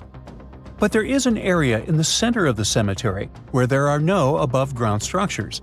To investigate this unexplored region, the team used electrical resistive tomography and ground-penetrating radar. ERT works by sending electrical currents into the ground and measuring the resistance to detect remains. As for GPR, it sends radar into the ground and maps the structures based on the radar's return. The team found an anomaly about 6.5 feet beneath the surface. It appeared to be an L-shaped structure measuring at least 33 feet in length. The readings suggested that the structure had been backfilled with sand after its construction. This made the team hypothesize that it could be a mix of sand and gravel, or possibly an air void. This anomaly was classified as a highly resistive structure, which meant it didn't occur naturally. Motoyuki Sato, the study's lead author and professor at Tohoku University in Japan, claims that the structure is not a natural formation due to its sharp shape. Another weird thing about ancient Egyptian pyramids is that historians have long believed that they were built primarily for royals and high-status individuals who had the wealth and power to create such massive structures. However, new research from the archaeological site of Tombos in modern-day Sudan challenges this assumption. The thing is, Tombos' pyramid may have served as burial sites for low-status workers as well as elites. The hard-working members of ancient communities may have found their last resting place in some of the most visible monuments, including the pyramids. Located along the Nile River in the ancient region of Nubia, Tombos became part of Egypt after its conquest of the area around 1400 BCE. That's when Egypt established the site to strengthen its colonial control. Workers at Tombos built pyramids, but those were much more modest than the famous pyramids of Giza. The research team reanalyzed 110 human skeletons from Tombos, originally studied in 2012. In particular, they examined the entheses, the areas where tendons and ligaments attach to bones. Such an analysis can give us insights into the amount of physical labor a person performed. When someone does hard labor, their bones often develop distinct crests and ridges at these attachment points due to the stress on the tendons and ligaments. And while some skeletons showed little change in their entheses, suggesting they belonged to individuals from the upper classes, others showed more serious changes. It means they belong to lower-class workers. This finding can totally challenge our earlier understanding of pyramid burials, especially the idea that only elites were buried in the pyramids, because the pyramids themselves were designed for the elite. This recent research may prove that lower-class workers may have found their final resting place in these monumental structures too.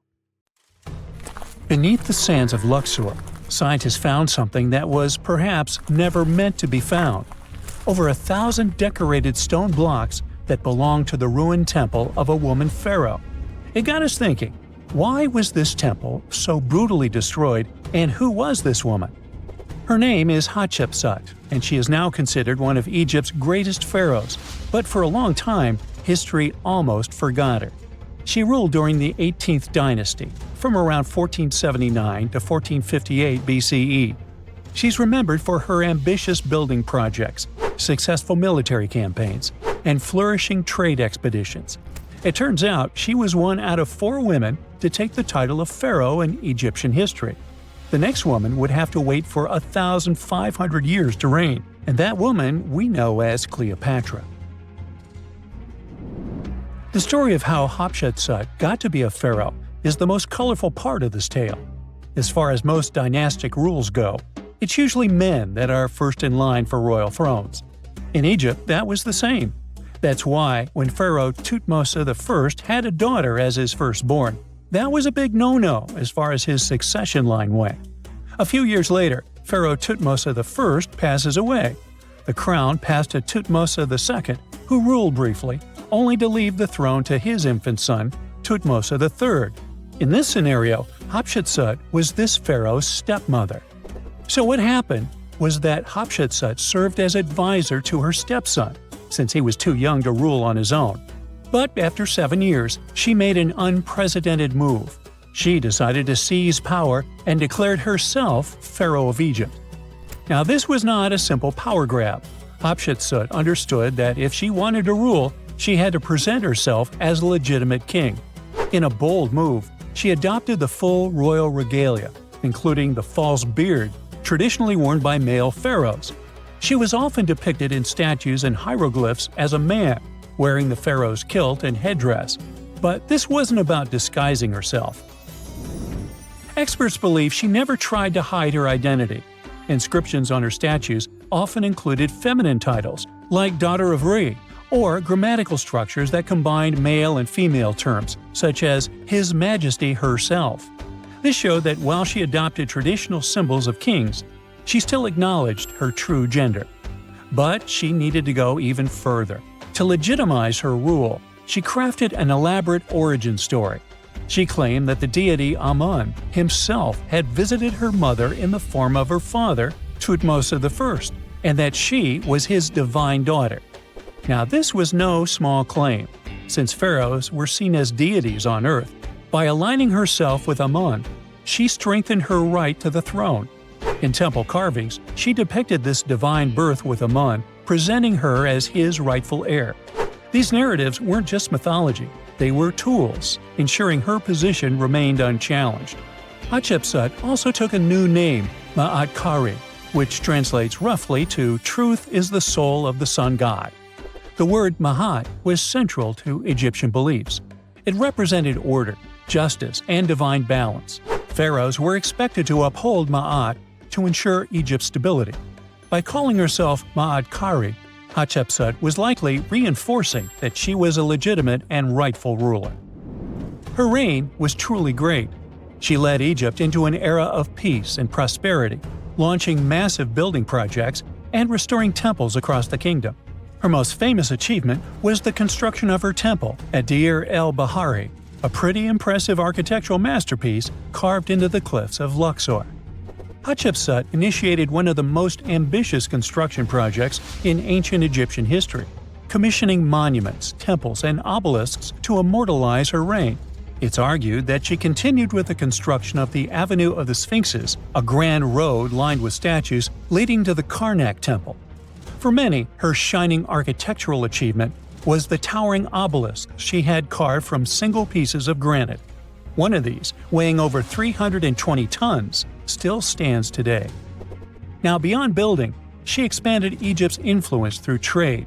She sent an expedition to the mysterious land of Punt, believed to be modern-day Somalia or Eritrea, bringing back riches like gold, ivory, and exotic animals. Her fleet of ships sailing the Red Sea marked the first recorded trade mission of its kind, establishing economic ties that would benefit Egypt for generations. Yet, for all of her success, something strange happened after Hatshepsut passed away. Her successor, aka her stepson Thutmose III, who had been overshadowed by her rule, took a drastic step. He ordered her name to be erased from history. Her statues were defaced, her inscriptions chiseled away, and her achievements credited to other rulers. It was as if she had never existed. Some believe Thutmose III wanted to reclaim his rightful place as pharaoh, while others suggest that later rulers, uncomfortable with the idea of a female pharaoh, sought to restore traditional male dominance. The story gets even more tragic. The power struggle between stepmother and stepson continues, since, even after her passing away, Thutmose III built his own temple right next to Hatshepsut's at the Valley of the Kings. But he built his temple with one deliberate modification. His monument was built 11 feet higher than hers. Mind you that this was no accident, it was a symbolic statement. He wanted to overshadow her legacy. But history had other plans. Hatshepsut's legacy started to be rediscovered in the 19th century, and it was only through careful archaeological investigation that her reign was properly recognized. Today, Hatshepsut is remembered as one of Egypt's greatest pharaohs. Her reign, once erased, has been reconstructed through constant archaeological discoveries, proving that her power and influence could not be so easily forgotten. Her resting place had been hidden in plain sight, her body removed from its original chamber in an effort to erase her from history. This final piece of evidence cemented her legacy, proving that even attempts to erase a pharaoh could not really do it. Hatshepsut's grand temple, Djeser-Djeseru, was a stunning architectural feat, designed to immortalize her reign and solidify her divine connection to Amun. But after her death, her successor, Thutmose III, launched that calculated effort to erase her legacy, and parts of her temple were dismantled. Historians still debate why. Was it a dynastic power move, an attempt to restore traditional male rule, or a bid to strengthen Thutmose III's claim to the throne? Maybe he was just a jerk. Whatever the reason, the destruction wasn't immediate. It happened decades after her death, suggesting it might not have been a personal revenge but a broader political strategy. Yet, despite these efforts, her temple endures, and so does her story, a defiant echo of Egypt's first great female pharaoh. Let's travel through space and time to another place. Dashur, Egypt, is known to be home to several resting places of people from ancient Egypt. In the year 2017, scientists uncovered a long-lost pyramid. They quickly called the Ministry of Tourism and Antiquities because they suspected it was going to be a big deal. Unlike most pyramids that were found in the area, this one was completely sealed. Lifting the capstone was a delicate process. When they finally managed to open the pyramid, they expected to find an undisturbed chamber. Instead, it was chaos. The place had been looted, and the personal items of the person that had passed away were scattered all over. But in the middle of the wreckage, they found a chest. Using the latest scanning technology, they managed to read the damaged hieroglyphs on its surface. What they found was unbelievable. The name inscribed there was as clear as day: Princess Hatshepsut. Ooh. The discovery made in 2017 also opened up a lot of questions. After further analysis, scientists discovered the remains belonged to another Hatshepsut. It belonged to a princess that lived during Egypt's 13th dynasty. The fact that a resting place had been looted before it was sealed made scientists wonder, were these ancient people trying to hide something about this public figure? And why is there almost no record about her in ancient Egyptian history? Ooh, stay tuned. Something strange is lurking beneath the sands of Giza, and scientists have no idea what it is. Archaeologists just found a hidden structure near the Great Pyramid using advanced ground scanning technology. What's inside? Nobody knows, but excavations are already underway. The Great Pyramid of Giza is one of the most famous monuments on Earth, but it doesn't stand alone.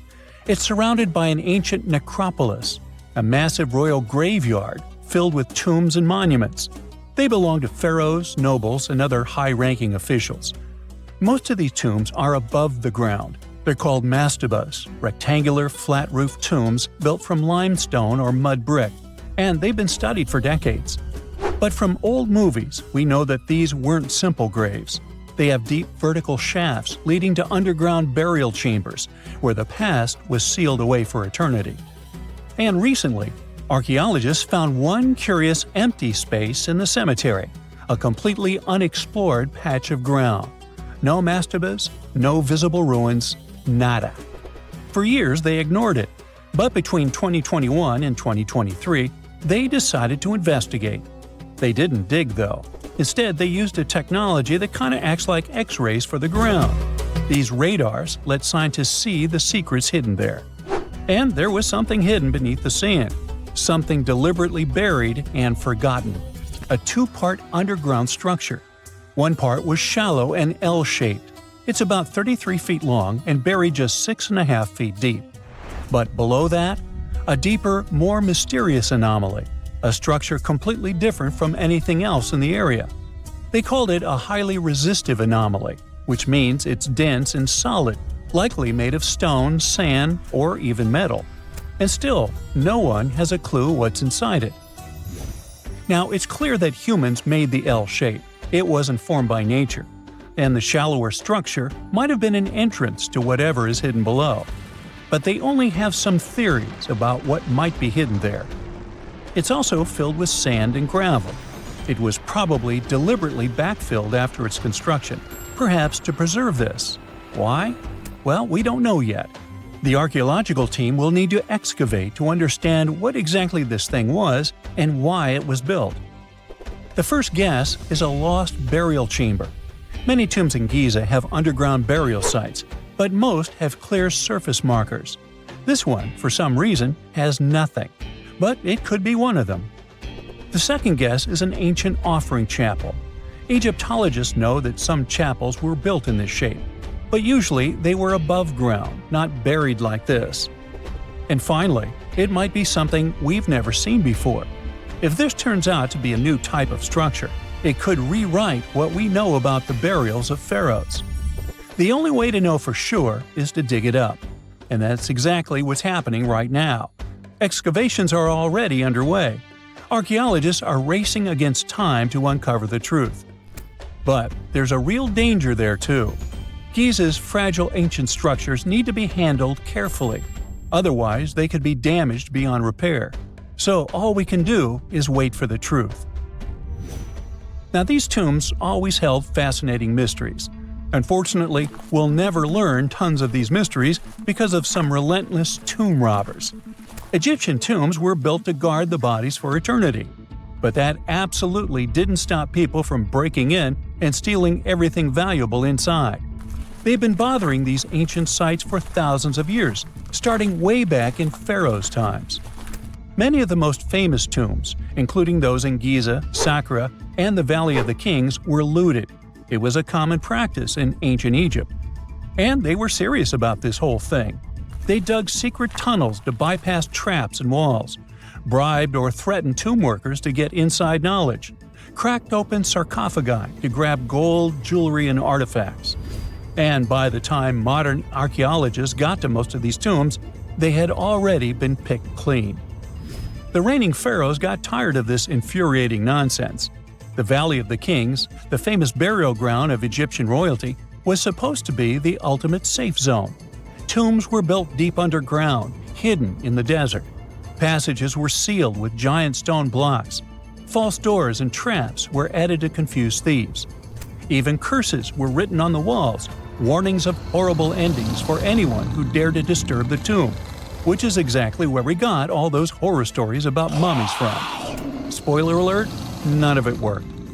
Most tombs in the Valley of the Kings were fully robbed within 100 years of being sealed. Even King Tutankhamun's tomb, one of the most famous in history, was broken into twice in ancient times. Some of them decided to try and fight back.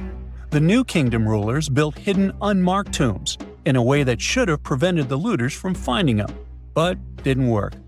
Some pharaohs, like Ramses II, were moved in secret to prevent their bodies from being stolen.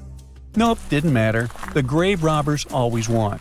That's because tomb raiders weren't just random thieves. They were skilled, organized, and well-connected. They knew exactly where to look. Many were the ones who had built these sites in the first place, and they knew where the entrances were. If they couldn't smash through the doors, they'd dig through the walls, floors, and even ceilings to break inside. They also worked fast. often within a few years after the tombs were sealed, before anyone forgot where the valuable stuff was. The Khufu's pyramid, the one that's next to this newly discovered structure, was looted long before modern times. The one thing left inside when explorers got there? An empty granite box where the sarcophagus used to be. Unfortunately, it's not just about gold. History itself gets stolen during these raids. Ancient Egyptians wrote detailed records of what exactly and where they buried. So when archaeologists compare these lists to what's found, they can see what's missing, which is often everything valuable. Most artifacts don't end up in museums. They just disappear into private collections, where they can never be studied again. Which is, of course, completely unfair. In fact, a few countries have had enough and started passing laws to take historical artifacts back from private collectors. In Italy, if you own an ancient Roman artifact, you must prove you got it legally. China is actively hunting down stolen artifacts, and they must find ways to retrieve it back from the Western collectors. In Egypt, they passed new laws making it illegal for private citizens to own any ancient Egyptian artifacts at all. Other countries, like the US, the UK, Germany, or Switzerland, are completely fine with rich guys owning their history. The British Museum is built on looted things.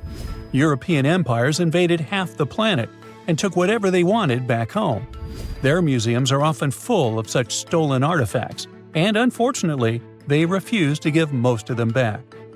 For example, the Rosetta Stone.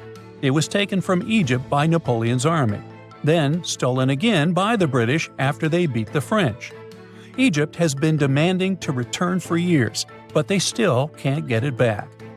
Or the Parthenon marbles. These magnificent massive Greek structures were taken from the Parthenon in Athens by a British lord in the 19th century. Greece has been begging for them back ever since, but the UK doesn't feel like it. Not to mention tons of Mesoamerican artifacts, scattered in various museums across the world. European explorers raided Mayan and Aztec temples, took statues, jewelry, and sacred objects, and now Mexico is fighting to get them back. Well, wouldn't it be surprising even if this mysterious underground chamber has somehow been looted already? But if it's a newly found place, could it be one of the few that escaped the hands of grave robbers? Could there still be ancient artifacts, untouched for 4,500 years? We can only hope that those guys didn't get there first. Egyptologists have been digging around every inch of the Great Pyramid for ages.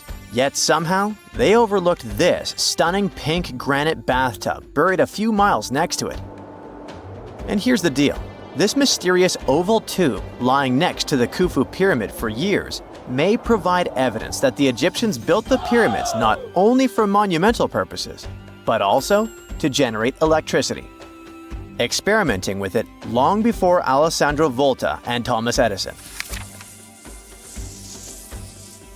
The Giza Plateau is famous for its three pyramids, Khufu, Khafre, and Menkaure.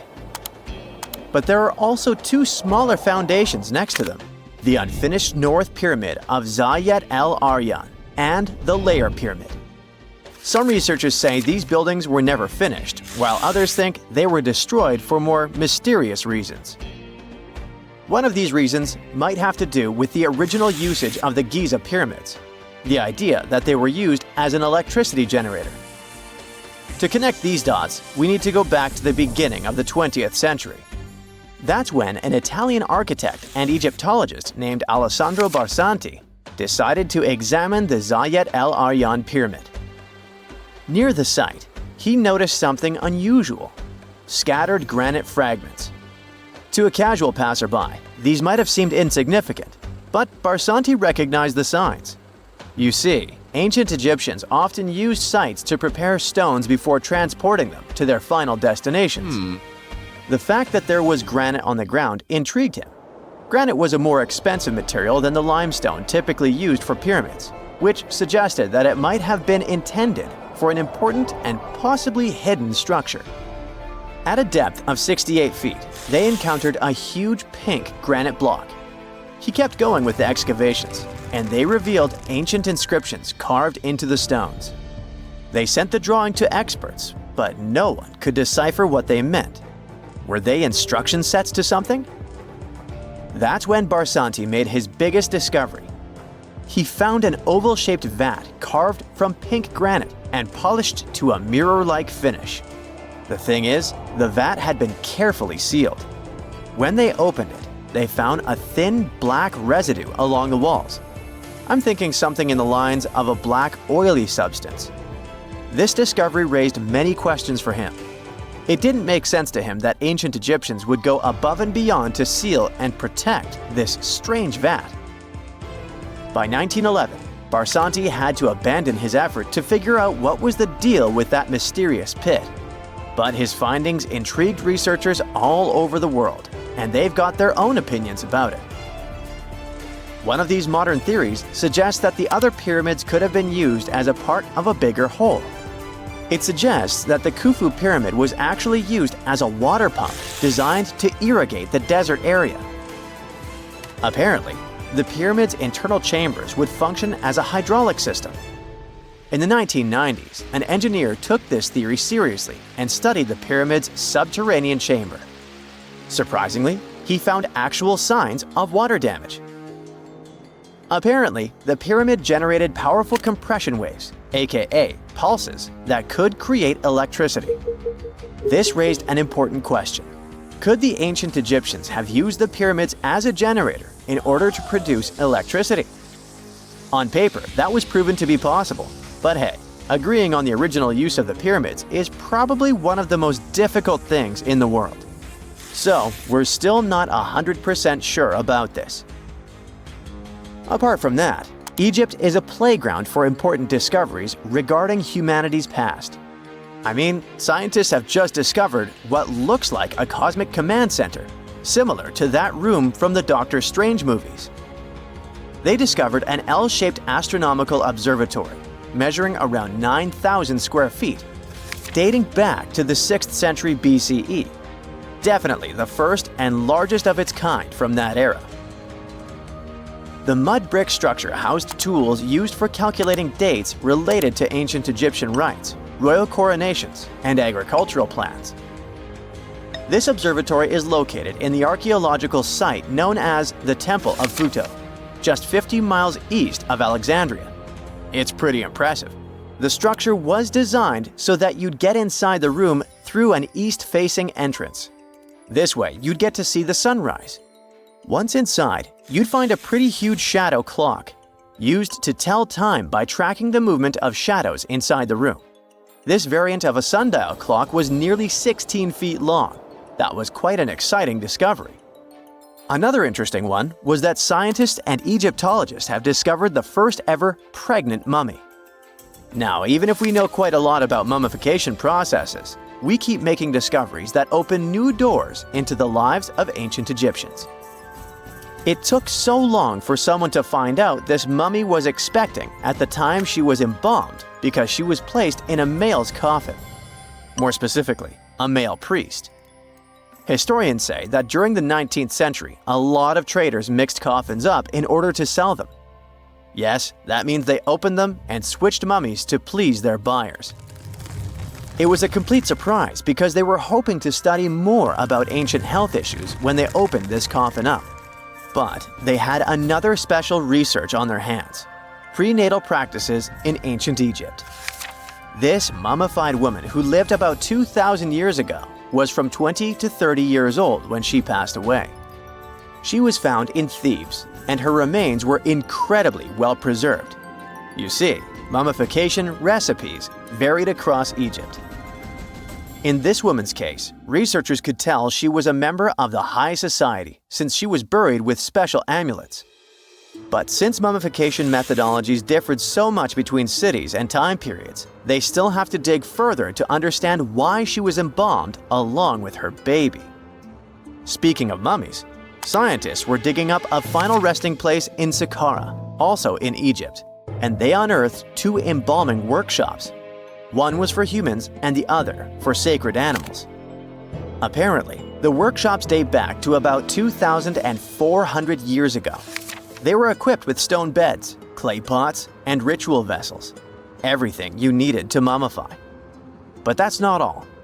Archaeologists also stumbled upon cheese stored in jars behind tombs that were over 3,000 years old. Yep, cheese. This shows that the ancient Egyptians were pretty savvy when it came to preserving food, too. They knew how to store stuff for the long haul, not just the mummies.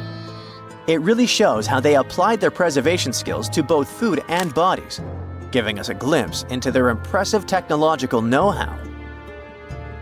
Scientists have also found one of Egypt's oldest complete mummies, and to their surprise, it was completely covered in gold. You see, Egyptian mummies covered in gold are already a rare thing, but they weren't expecting it to be the oldest one ever found.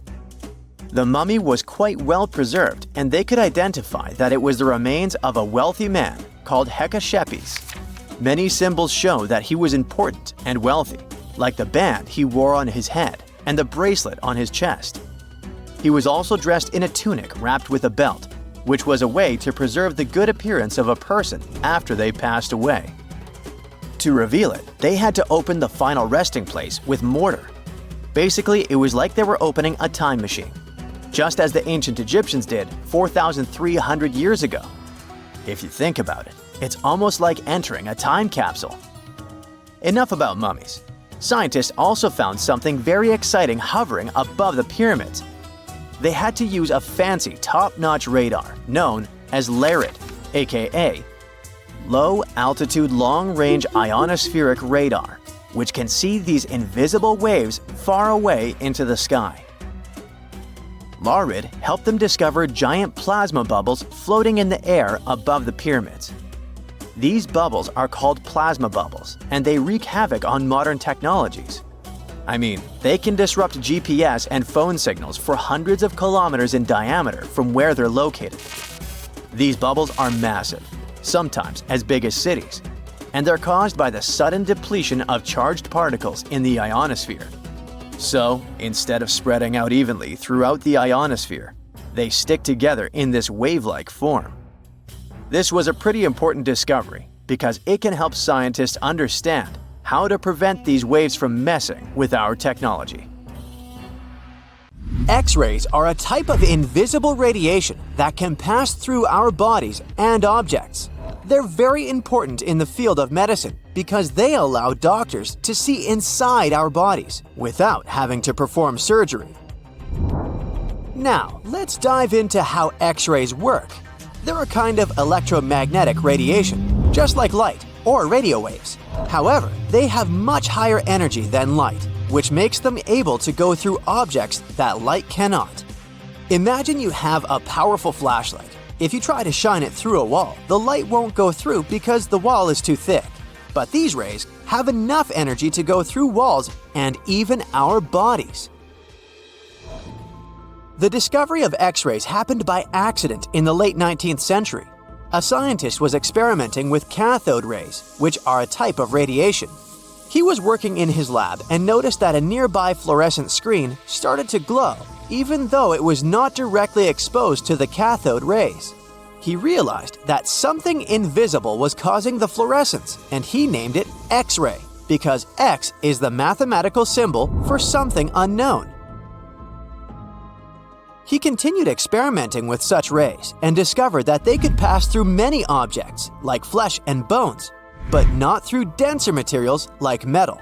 He also found that X-rays could create images on photographic plates, just like a camera takes pictures. The way this works is quite fascinating.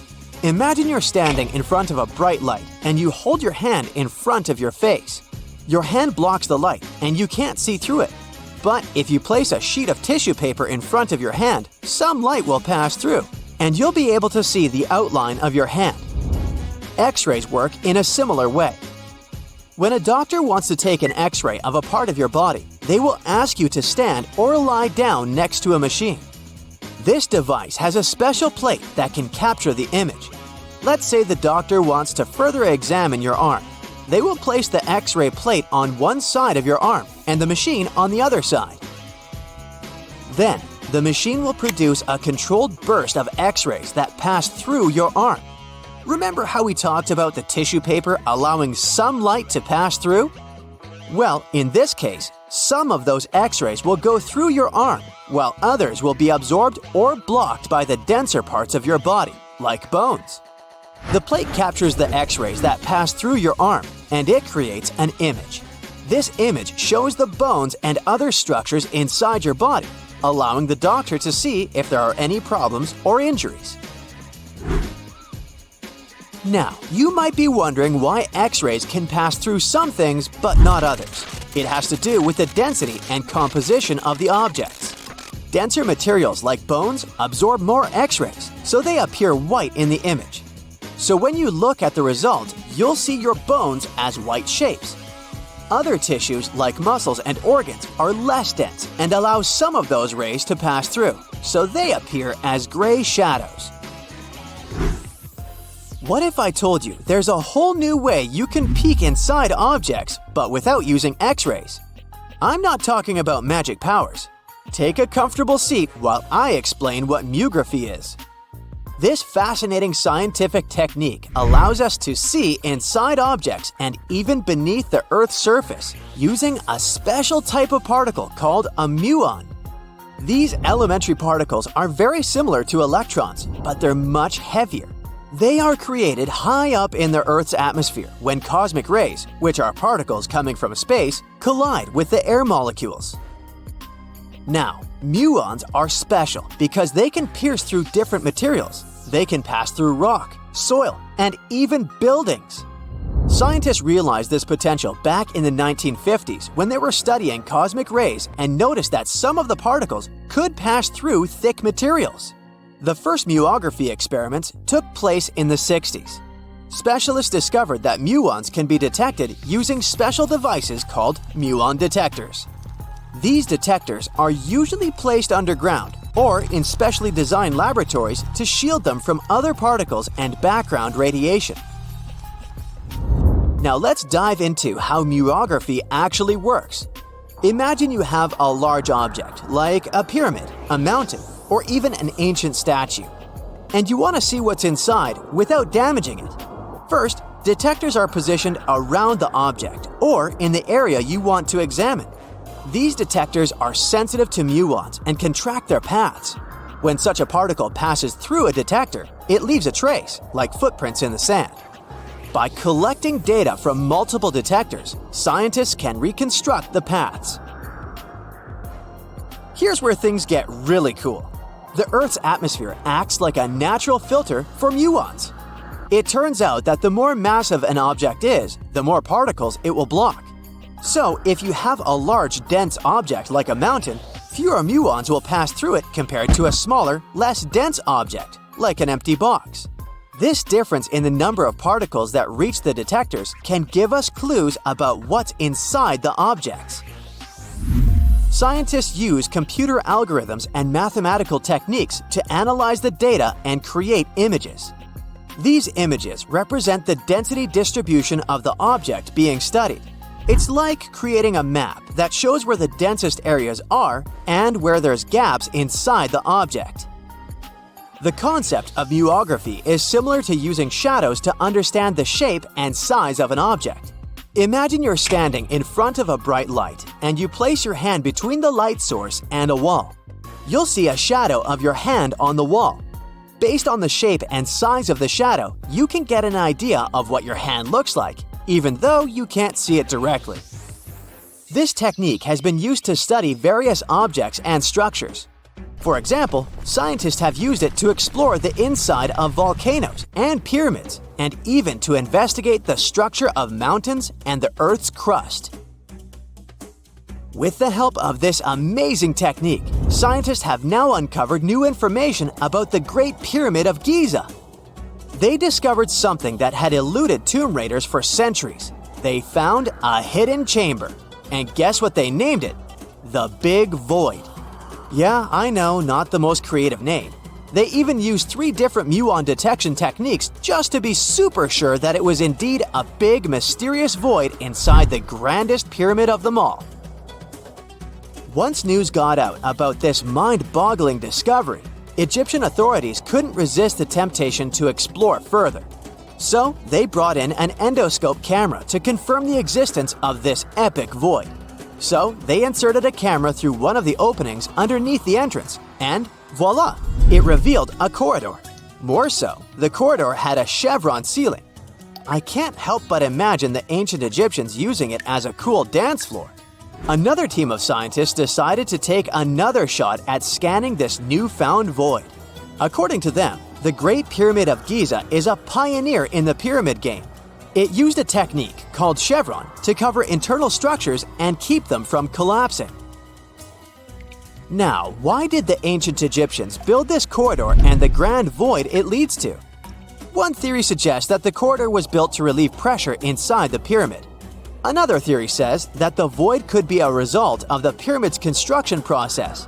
It could have been an internal ramp used to move roof blocks into position, and then it was left there or filled loosely with rubble. According to other enthusiastic explorers, there might be another burial chamber waiting to be discovered. They believe that the pyramids were built with a dash of randomness in the construction process.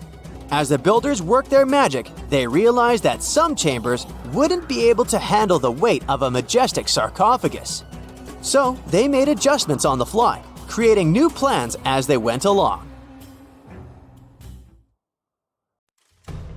You're digging in Egypt's famous Saqqara necropolis, also known as the ultimate VIP graveyard for pharaohs, when suddenly you find a giant pink door hiding something no one knew existed. Behind this giant stone door, one that wasn't supposed to open, by the way, you find a lost tomb of Egyptian royalty. Alright, history lovers, it's time to buckle up because archaeologists just pulled off something straight out of an Indiana Jones movie. Let's travel all the way to Saqqara, one of Egypt's most mysterious and treasure-packed ancient sites. The star of the show? The prince you've probably never heard of, Prince Userefre, son of King Userkaf. No one important, just, the founder of Egypt's 5th dynasty. No big deal. But the way his tomb was discovered… It all started with a massive door, made of pink granite, no less. But this isn't just a regular stone slab. This thing is about 14 to 15 feet tall and 4 feet wide. A giraffe could easily walk through it. This door is also definitely heavier than your neighbor's SUV. But here's the twist. It wasn't a real door. It was a false door, a symbolic gateway meant to allow the spirit of the deceased to pass between the world of the living and the afterlife. Normally, that's where the story ends. After all, false doors are common in tombs. But this one was extra special. You see, false doors were usually made out of limestone, which was pretty common and found everywhere in Egypt. To build one out of red or pink granite, people had to bring these rocks from a quarry located 400 miles away. And you can bet this wasn't a cheap trip. According to Egyptologists, this is the first time a false door of this size and material has ever been found in Egypt, making it a totally unique piece of architecture. Aside from being super expensive, this one had a surprise behind it too. When the team of researchers investigated further, they realized that this false door actually hid a real entrance. And what did it lead to? A hidden tomb, packed with statues, relics, and secrets from over 4,000 years ago. The tomb belongs to Prince Userefre, but you can call him Wasar-Efra, or Wasar-Efra too. Despite being totally erased from history, this fella was no minor noble. The hieroglyphs on the pink granite door listed him as the hereditary prince, governor of Buto and Nekeb, royal scribe, minister, judge, and priest of chance. Phew! He was like the ancient Egyptian version of Daenerys Targaryen. These inscriptions not only identify his political and religious roles, but also suggest he held significant power in Lower and Upper Egypt, bridging both regions through his titles. One title in particular, the Priest of Sekher, links him to the deity of the necropolis, the one with the falcon head. This god was the patron of the living and god of the dead at the same time. So I guess the Forgotten Prince was sort of a big deal, considering that his tomb was placed in such a prestigious location within Saqqara. What's even more mysterious is that Prince Userefre doesn't appear in official king lists or royal family trees, which makes us wonder if he passed away before he could rule, or if his legacy was deliberately erased in one of ancient Egypt's classic political dramas. Some scholars now believe his erasure might be connected with shifting religious or political power struggles during the early 5th dynasty, especially as his father Userkaf was reshaping Egypt's religious order. And speaking of his father, King Userkaf was a total game changer.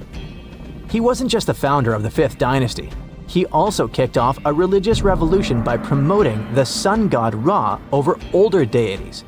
That's right, Userkaf built the very first sun temple at Abu Sir, setting off a dynasty-wide obsession with solar worship. After Userkaf wrapped up his short but revolutionary reign, a whole lineup of pharaohs took the stage.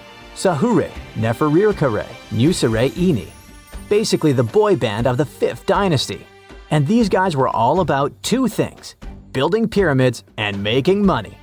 They weren't just stacking stones, they were expanding Egypt's influence, opening up trade routes to far-off lands and blinging out their temples like it was nobody's business. Back in the tomb, things got even cooler. There was a beautiful red granite offering table covered with inscriptions detailing ritual foods, like an eternal menu for the afterlife, because they believed the deceased could magically eat this food. Fun fact, it was the funerary priests and their families that actually ate the food. There were also pottery shards, amulets, and painted walls, but the real showstoppers were the statues. And this is exactly where things get weird, in a good way.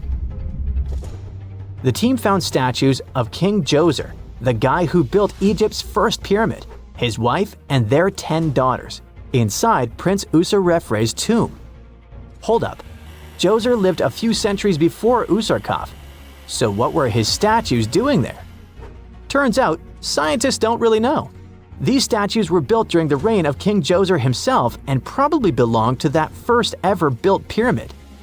Experts believe these statues were probably relocated during the 26th dynasty, thousands of years after Djoser, maybe to protect them from destruction, or maybe because they were still venerated.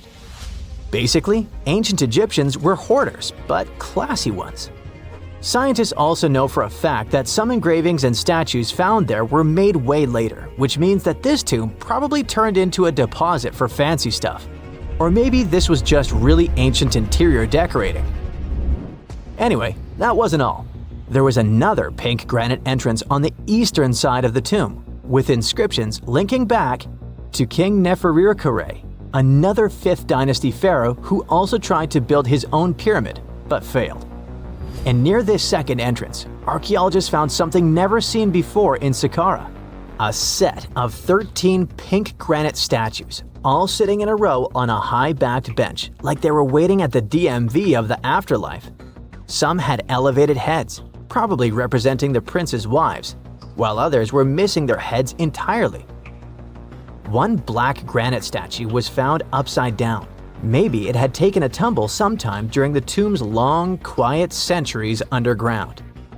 According to archaeologists, the positioning and head shapes suggest that these statues followed a strict social hierarchy, with the central figures likely representing higher status individuals, while the headless ones might indicate unfinished work or later vandalism.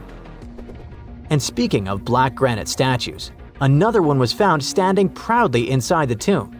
Based on its design and inscriptions, it looks like it was placed there during the 26th dynasty, the same time those Djoser statues were probably moved in. This suggests the tomb didn't just sit abandoned, it was reused, adapted, and maybe even honored by later generations. And by the way, black granite was associated with Osiris, the god of the underworld, during the late period, which means that this statue's presence is a clue that the tomb was a ritual space long after the prince's death. All of this, giant granite doors, surprise statues, reused tombs, adds up to a truly thrilling find. Prince Userefre may not be a household name yet, but his tomb is now one of the most fascinating ever found in Saqqara. It tells a story not just of the Old Kingdom, but of how ancient Egyptians kept connecting to their past, even thousands of years later. So, what does it all mean? Why hide a tomb behind a fake door? Why pack it with statues from different eras? And who exactly was Prince Userefre? These are the kinds of mysteries that keep archaeologists digging and keep the rest of us fascinated. In the end, this discovery isn't just about one tomb, it's about how much is still waiting beneath the sands of Egypt. As more gets uncovered, we're reminded again and again that ancient history isn't gone. It's just sleeping behind massive pink granite doors.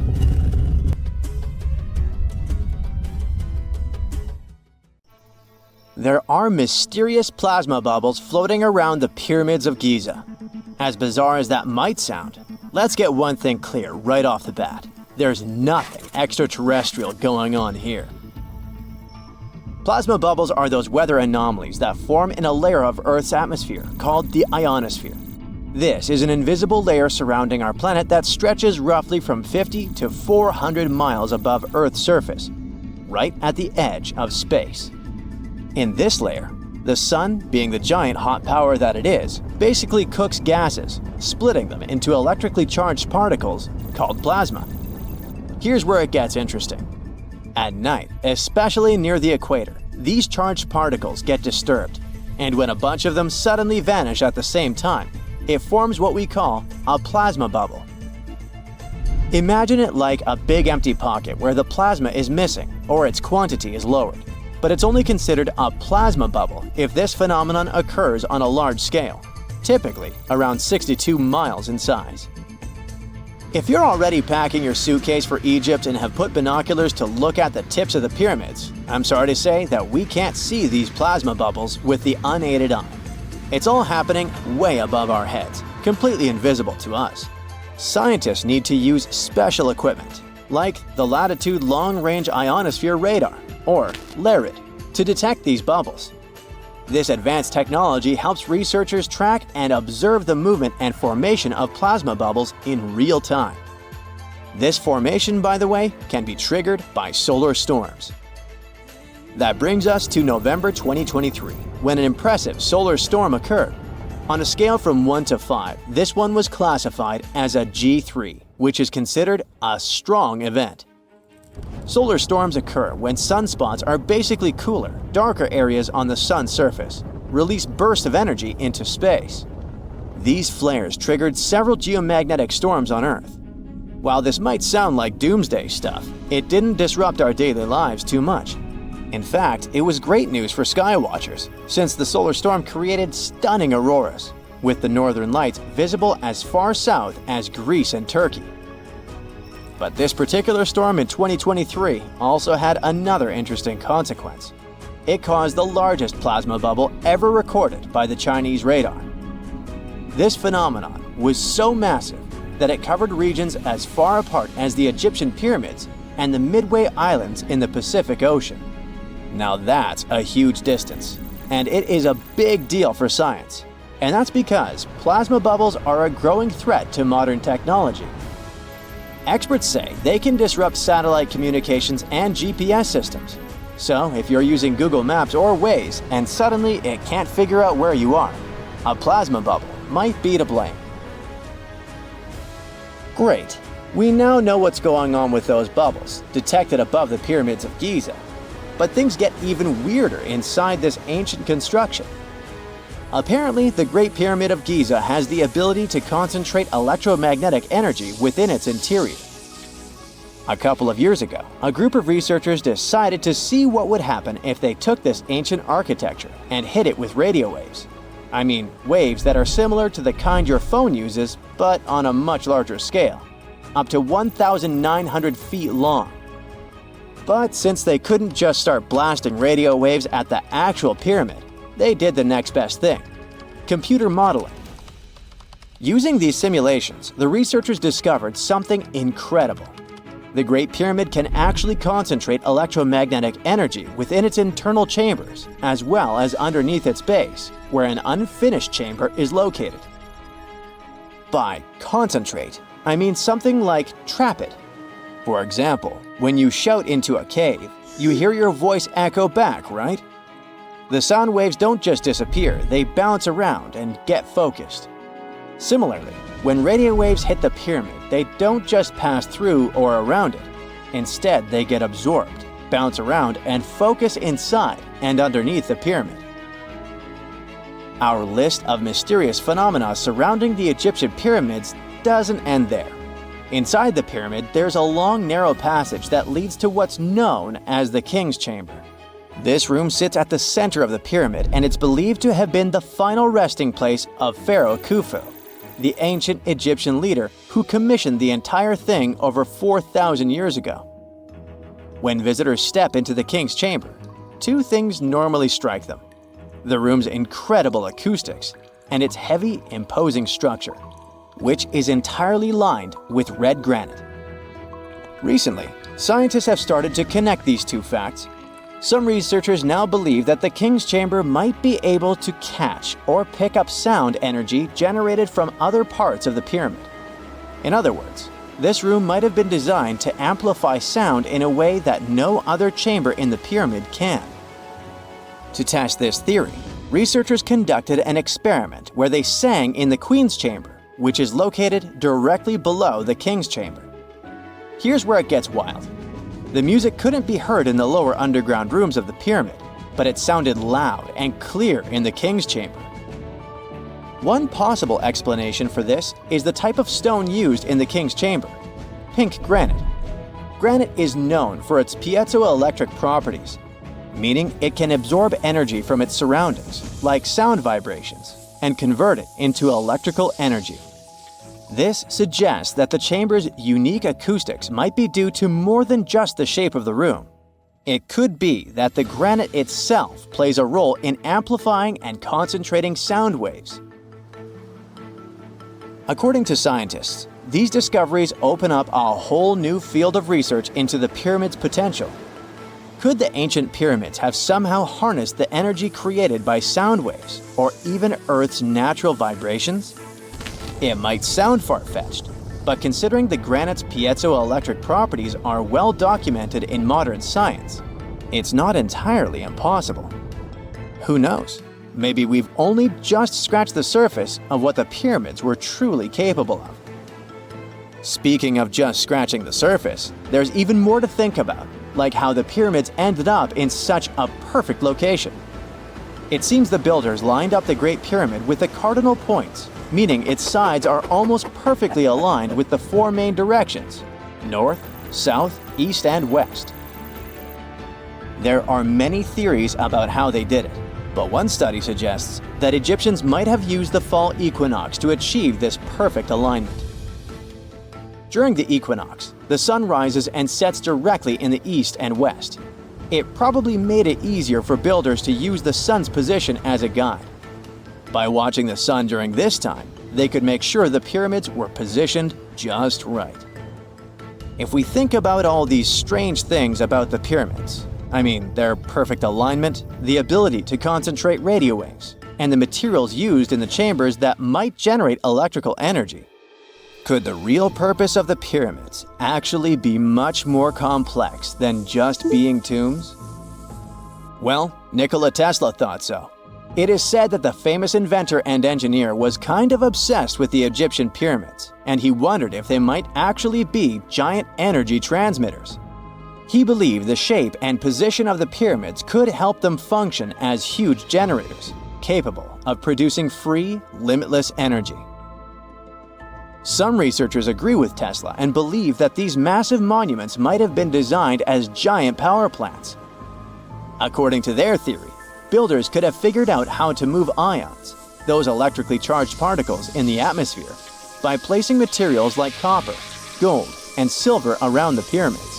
So, it's definitely possible that the ancient Egyptians created a sustainable, renewable power source. Although this is a very interesting thought, we haven't been able to confirm this theory, and the true purpose of the pyramids remain one of humanity's biggest mysteries. Before we get into the reason why and how there are pyramids all around the world, let's talk about some of the examples. I'll start with the Pyramid of the Sun in Mexico. These folks really knew how to build a city. Their well-planned urban center spanned over 7 square miles and boasted several pyramids. But the Pyramid of the Sun is the most impressive.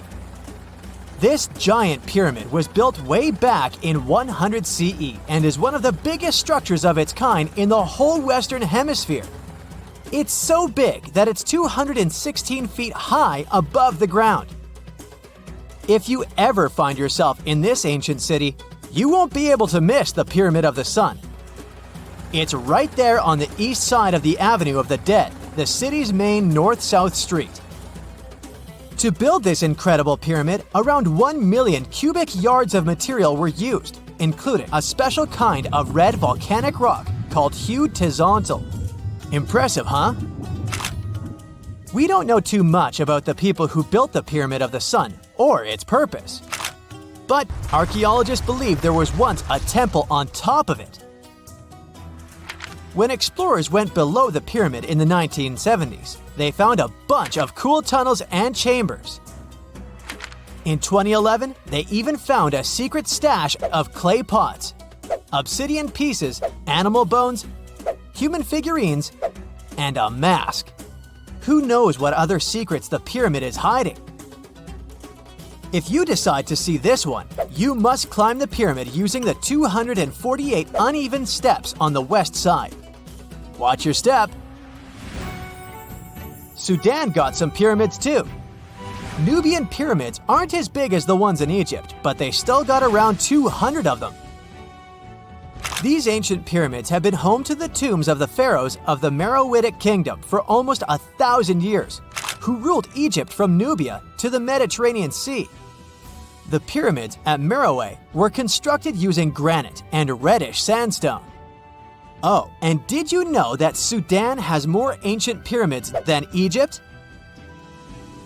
The Kushite pyramids depict the indigenous architecture and burial traditions of Nubia's Napata and Meroe kingdoms, which ancient Egypt influenced. Meroe, the burial site of over 40 queens and kings, is the most extensive Nubian pyramid site. The tomb walls depict mummified royals bedecked in jewelry, their wooden caskets containing bows, quivers of arrows, and other artifacts pointing to the Meroitic relationship and trade with Egyptian and Greek civilizations. So if you're looking for some ancient tombs to explore, you may consider skipping the crowds in Egypt and heading on down to Sudan. Let's fly to Iraq to see some more pyramids. Ziggurats have fancy receding layers and tiered temples. Instead of a smooth exterior, it has tiers like a cake. Perfect for all the important work and rituals that went on inside. You can find these towering structures scattered throughout Iraq and Iran, and they're a real testament to the power and skills of the people who built them. One of the biggest and most impressive ziggurats is the ziggurat at Ur.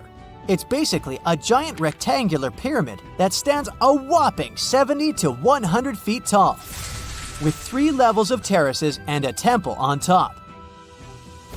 Can you imagine how many baked bricks it took to build that thing? Try 720,000 for just the lower portion. This particular ziggurat was built for Sumerian king Ur-Nammu. Similar to other ones, this pyramid has been around for thousands of years, so it got a little rough around the edges. Thankfully, the Babylonian king Nebuchadnezzar II and some archaeologists came to the rescue in the 6th and 20th centuries respectively, and now you can find this near Talil Air Base. The ziggurat at Ur was built in 2100 BCE by King Ur-Nammu for the moon deity Nana. It was the tallest building in the city, and you could see it from miles around. It was like the medieval cathedral spire of its day. People would come here to bring their agricultural surplus and get their food allotments and seek spiritual nourishment. Sadly, the Nana temple at the top of the ziggurat didn't survive, but we do have some blue glazed bricks that may have been part of its decoration. The lower parts of the ziggurat are pretty amazing though. The architects even included holes in the temple's baked exterior to let the water evaporate from its core. Since we explored some of the pyramids on our planet, let's take a broader perspective. They can be found in many parts of the world. Egypt has over 100 pyramids, double that number in Sudan, and dozens of others are scattered in the Middle East and China. The Americas have the most pyramids in total, with more pyramids than the rest of the world combined. These pyramids are located in Mexico, Guatemala, Honduras, and El Salvador. Time to know more about the evolution of pyramids through history. The oldest pyramid is in Egypt. This pyramid was a step pyramid, which was created by placing one layer of stone on top of another. The pharaoh Sneferu is credited with creating the pyramid shape we recognize today. During his 45-year reign, he built 3 pyramids. His first 2 attempts failed, but he finally got it right with the Red Pyramid, which is considered the first true pyramid. It was Sneferu's son, Khufu, who built the Great Pyramid of Giza, which was the tallest human-made structure on Earth for almost 4,000 years. Latin American pyramids are similar to early Egyptian step pyramids, but they were built independently, with no knowledge of each other. The pyramids in Sudan were built around 700 BCE and are tall, but much narrower than those in Egypt. How in the world did all these civilizations build these things without even texting each other? After all, the Aztecs, Mayans, and ancient Egyptians were about as different as possible. But despite their cultural differences, they all seem to agree on one thing. Pyramids were pretty cool. Step pyramids are all around the world because they were the most feasible and stable way to build large and tall structures without access to lighter building materials like wood and metal. The triangular form with a square base is the best way to build a sturdy structure, and having a cube structure would require more material for less height. Now, when it comes to pyramid design, the Egyptian pyramids were like giant triangles with a square base, smooth sides, and a pointy top. On the other hand, the Aztecs and Mayans went for a tiered cake look, with steps leading up to a flat platform on top. So, while all these pyramids share the same basic shape, they have their own unique flair. Each group built its pyramids using different materials, techniques, and slope angles. So while they may have been inspired by each other's work occasionally, they were just doing their own thing. Egyptian pyramids had smooth, angled sides that were designed to help the pharaoh's soul ascend to heaven.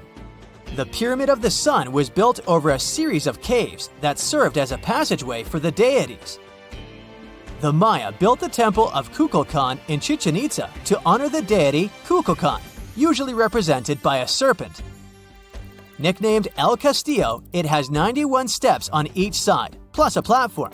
That's 365 steps, one for each day of the Mayan calendar.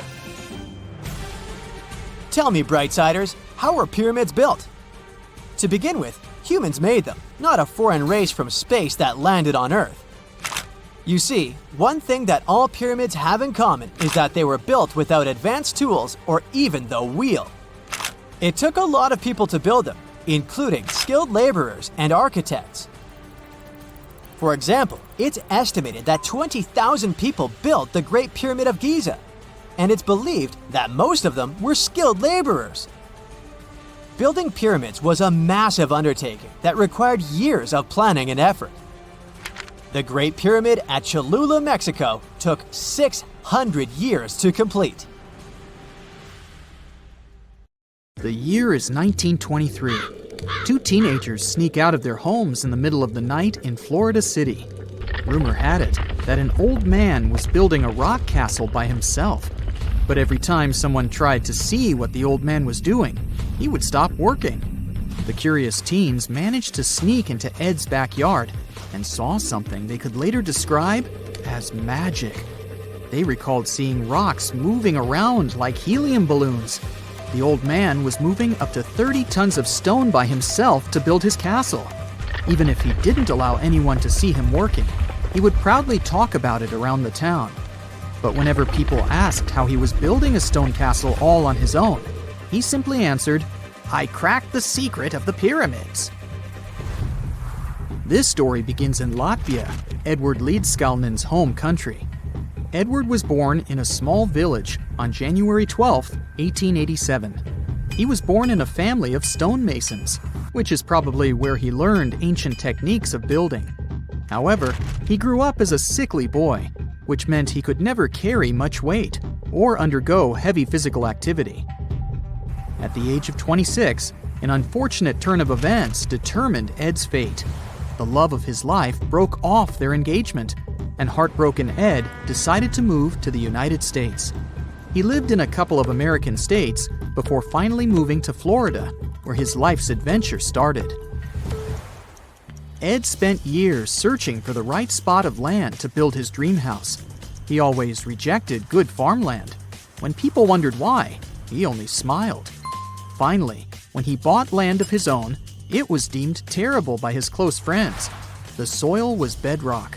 He could neither plow nor farm it, but it seemed perfect for what he was seeking to build. Ed's close friends would often describe him as eccentric. When asked why he wanted to build a house, he would only say, "It's for my sweet 16. Someday she's coming back." Then, he'd change the topic of the conversation.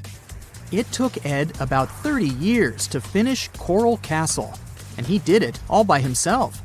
He would only work under the cloak of night and never let anyone see what he was doing. The completed Coral Castle embodies a number of unsolved mysteries. If you were to visit the site back then, you'd have to go through a 9-ton, 8-foot-tall revolving gate door that even a kid could push with just one finger. Ed was so proud of this door that he originally named the site Rock Gate Park. It was renamed Coral Castle only much later, after Ed's passing. Once inside, visitors would access the incredible wonders of Ed's constructions: towers, mystic symbols, furniture, and swing sets, all made entirely of monolithic blocks of stone. The stones are set on top of each other, using only their weight to keep them together. And believe it or not, the entire park gathers around 1,100 tons of stone. Today, if you visit Ed's living quarters, you'll even see the simple instruments he used to construct all of this: chisels, hammers, ropes, and pulleys. The type of work he did is difficult even with modern-day equipment, let alone without it. Coral Castle's main mystery lies in how Ed managed to do it. The only photograph of Ed Leedskalnin at work shows a simple leverage structure of a chain hoist attached to a wooden tripod. The tripod was made of old telephone poles with a small wooden box on top. What was in the box is, of course, a mystery. Unfortunately, he took his secrets with him, not sharing the truth of his work with anyone else. Yet, not all is lost, as there are many theories and speculation surrounding what could have happened there. One theory says that there is a harmonic grid inside the Earth's surface, something that would create anti-gravity spots around the globe. It's believed that Coral Castle was built in such a spot. This could explain why it took Ed so long to find land that pleased him. Maybe what he was looking for was a place that allowed him to experiment with anti-gravity forces. Yet, whenever Ed talked about his work, he would say he understood the laws of weight and leverage, and, sure thing, that he had cracked the secret of the pyramid builders. And what secret is that, you might ask? According to Ed himself, it has to do with magnetism. He even published a pamphlet called Magnetic Current. There, he explains that every object has magnetic particles inside of them. A person just needs to understand where they are located inside such objects.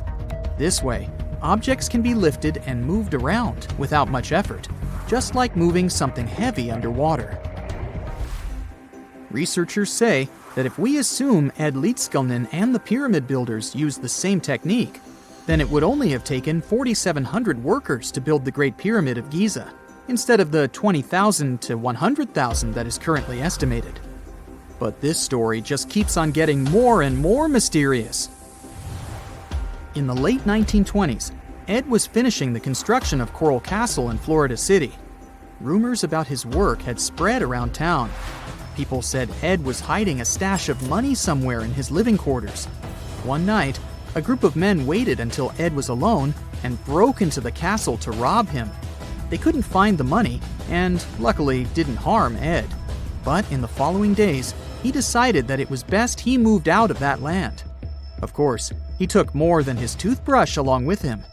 Ed decided to move the entire Coral Castle to another land, 10 kilometers away from where he had built the park.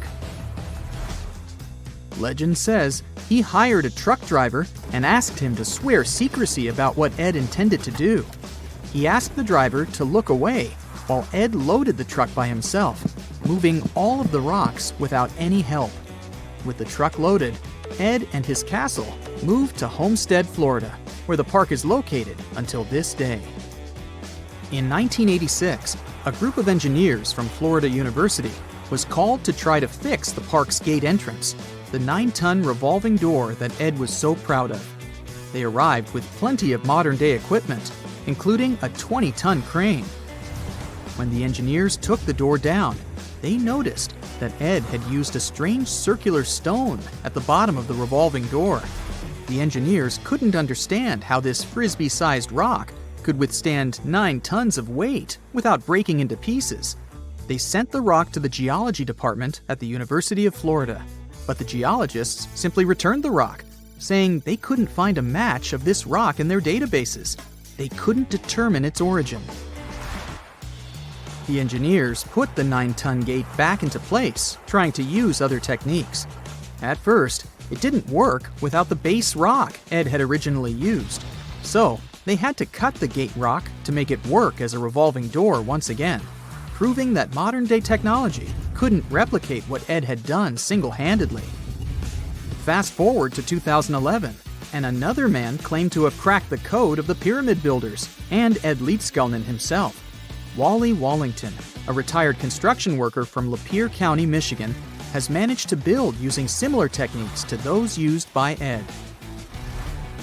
Wallington is known for having built his personal Stonehenge in Michigan. He is said to have used simple machines, such as levers and counterweights, moving around multi-thousand-pound concrete blocks. Unlike Ed, Wallington has shared his techniques with the public. Multiple videos are showing the clever engineering he built from very simple materials. It sure is impressive. The man has moved his entire barn into another property just with the help of simple tools. However, there is no way to prove that these were the same techniques used to build Coral Castle. To this day, the secrets of Coral Castle haven't been unraveled. But hey, we can always keep trying to solve it.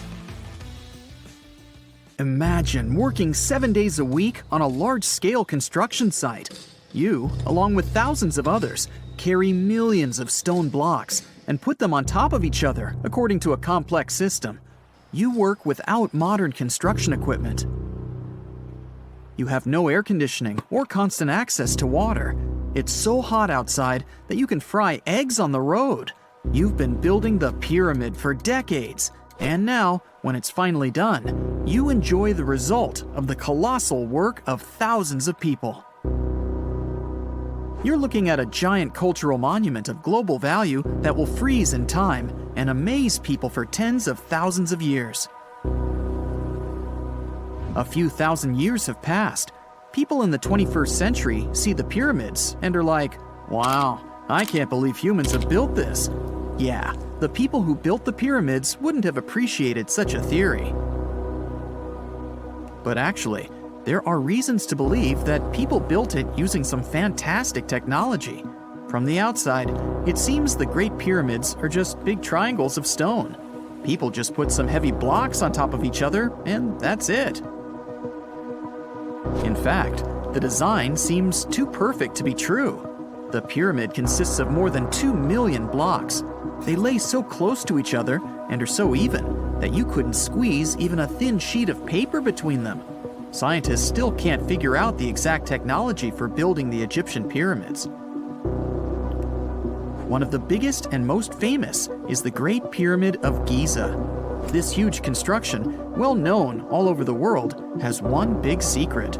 there should be a capstone on top of the pyramid. It's a triangular-shaped stone block, a small pyramid on top of a huge one. It's also called a pyramidion. The builders of ancient Egypt made it out of granite and limestone and covered it with gold. No records or old drawings prove that there was a pyramidion at the top of the Great Pyramid of Giza. But there's another ancient Egyptian structure with such a triangle, the Red Pyramid. It was built before the Great One, and its capstone has survived to this day. Archaeologists have found and reconstructed it. But where could the capstone of the Great Pyramid be? It's a mystery that still has no answer. Some are sure that some thieves have stolen it from the top. Maybe they just climbed up and pushed the pyramidion down. It makes perfect sense. The capstone was probably the most valuable element of the pyramid. Many scientists and archaeologists still don't know its exact purpose. Some believe that this peak covered with gold glorified the pharaohs. The capstone reflected moonlight at night and illuminated the entire space around it. During the day, the capstone reflected sunlight with its shiny surface. You could have noticed it from afar. The top of the pyramid was a kind of guiding star for lost travelers. All other stone blocks of the pyramid consist of limestone. People polished them to make them look shiny. In the past, they were even glowing and reflected light. You could see glowing pyramids from space, although they looked like tiny lights. Over thousands of years, winds, sandstorms, and rains have changed the pyramid's appearance. If people had taken care of them all this time, they would have looked like something out of science fiction movies, or the pyramids from Las Vegas. But unfortunately, we will never see their original appearance. Some archaeologists and scientists believe that the capstone could absorb the sun's energy and distribute it evenly throughout the pyramid. No one knows precisely why the Egyptians needed this technology. There's a theory the pyramids are ancient energy systems. The pharaohs applied this energy to use some unique technologies that were more advanced than all the achievements of the 21st century. And the triangular shape of the pyramids was ideal for boosting this electromagnetic energy. In theory, solar radiation, or electromagnetic forces, accumulated at the top of the pyramid, filled the inner rooms, and then went down the walls to the base. Any surface distortion could prevent the flow from spreading, so they had to create a perfectly smooth surface. That's why they installed the blocks so that nobody could squeeze a needle or razor blade between them. Many people believe in this theory because they built the pyramids from limestone. This material can hold energy inside itself. In the inner part, they created granite deposits to cause air ionization, that is, to create an electric charge. They also dug channels under the pyramid for water to transmit electricity. And at the top, they put a gold capstone, the best conductor of electricity. So, this is how you get a great power generator. Different cultures used similar technologies to create electricity all over the world. But these are all theories. If it had been working, humanity would have used these technologies today. There are mentions of the metal industry, chemistry, engineering, physics, mathematics, and astronomy in some ancient records. Most scientists don't believe in all these things.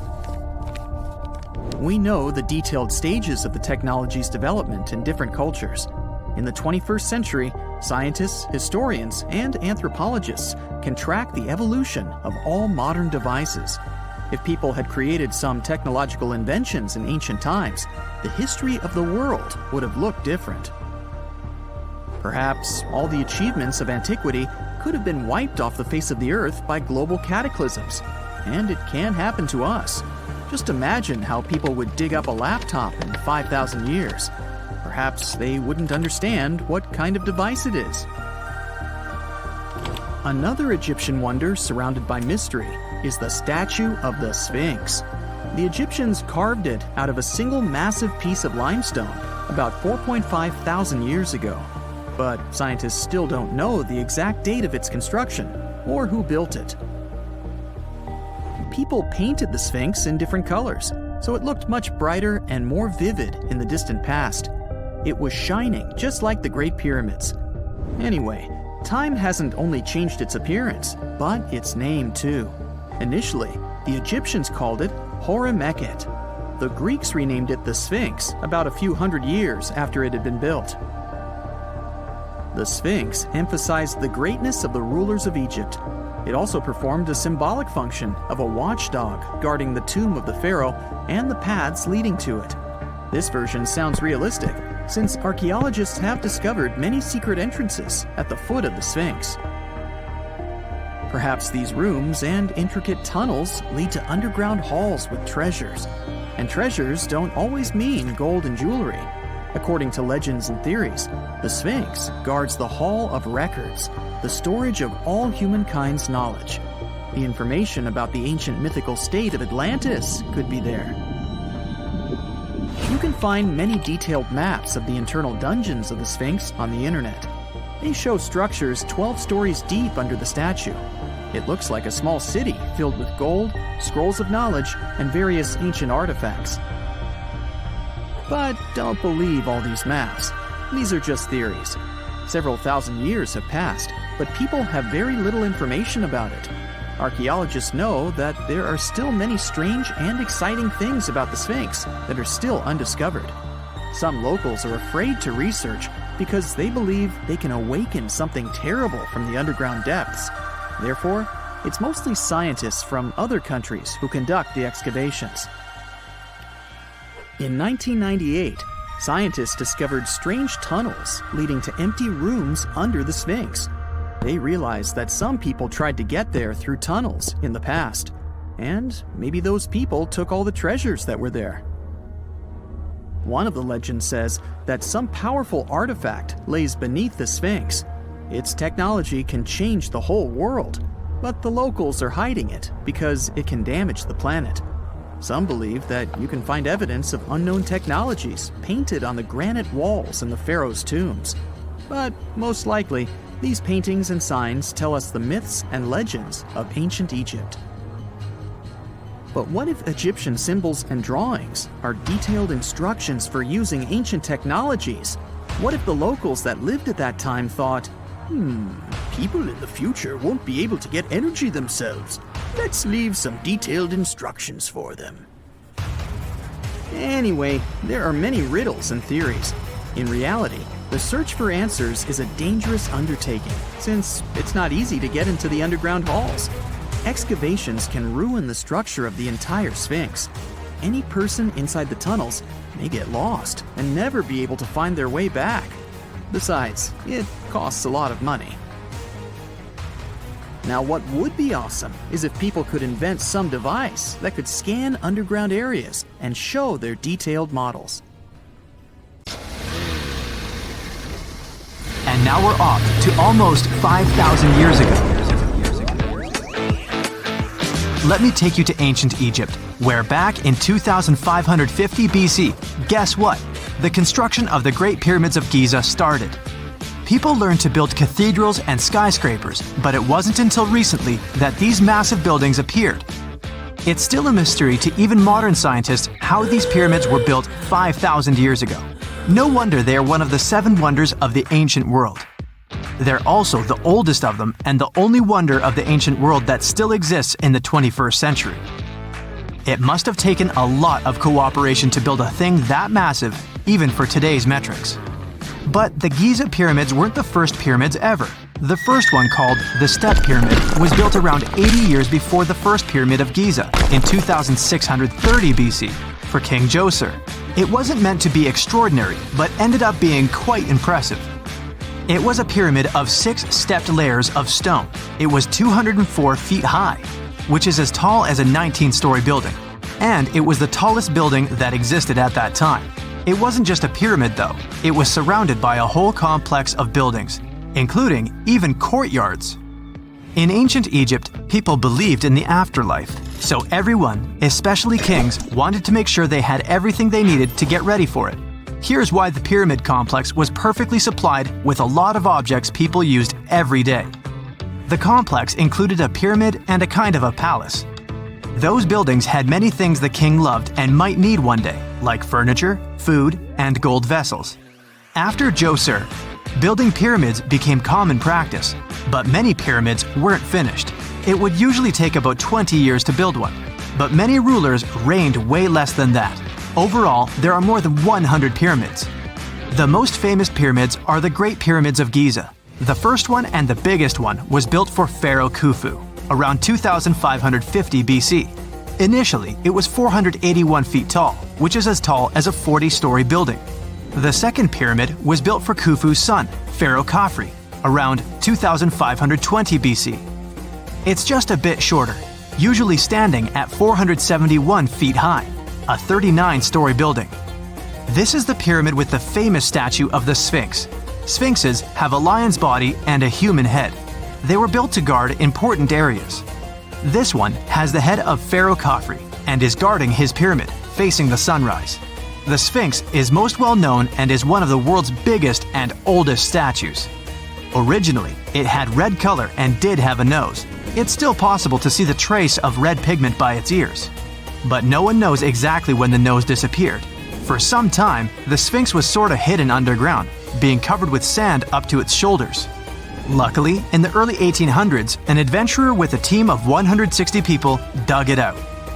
The third pyramid of Giza is the smallest one, being more than twice shorter.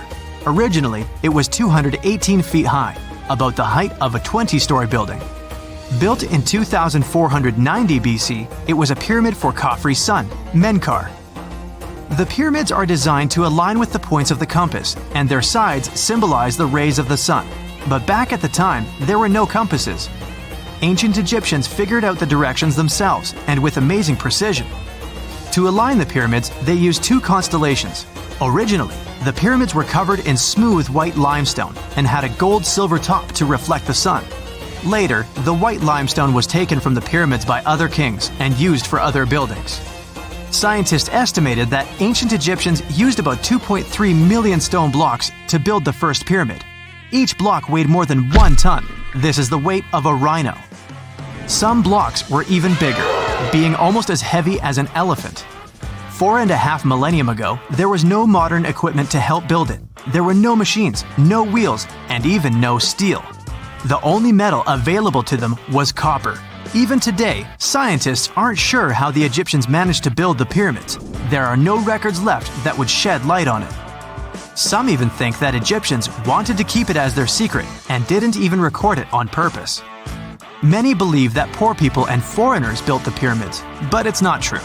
Actually, the builders were very skilled workers, and they were fed and paid well. The archaeologists claim that the builders lived in a nearby temporary city and were a highly organized community with a strong leader. Scientists say that around 20,000 people worked on each pyramid complex, and it took about 20 years to build each. It probably was a national project. The construction site was large in resources, and food and essentials were likely to be contributed from all parts of Egypt. Even with all that support, it remains unclear how people managed to cut, transport, and assemble those huge stones. One of the theories suggests the stones were most likely transported on boats down the Nile River. Then, there was a harder part. They had to be moved to the construction site. For that, they probably used wooden sleds. It wasn't very hard to pull them because the sand mixed with the right amount of water was pretty slick. And 10 people could move a sled even with a rock weighing 1 ton pretty easily. Finally, one last problem. The stones had to be lifted and put into place.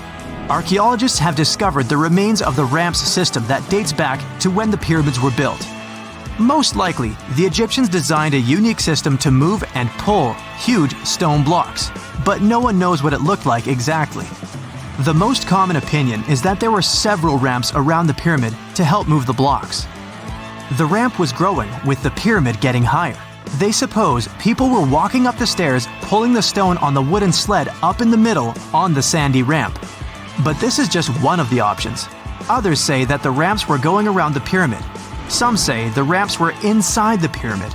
But we'll never know for sure, and it'll forever remain a mystery, just like the ancient Egyptians wanted.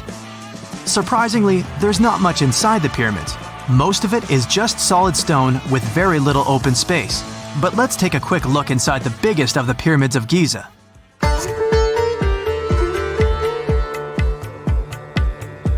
From the entrance, there are two stairs, one going down and the other one going up. The descending one takes you to a chamber located underground. That's where the pharaohs are, but not in this pyramid because Khufu wanted to stay higher.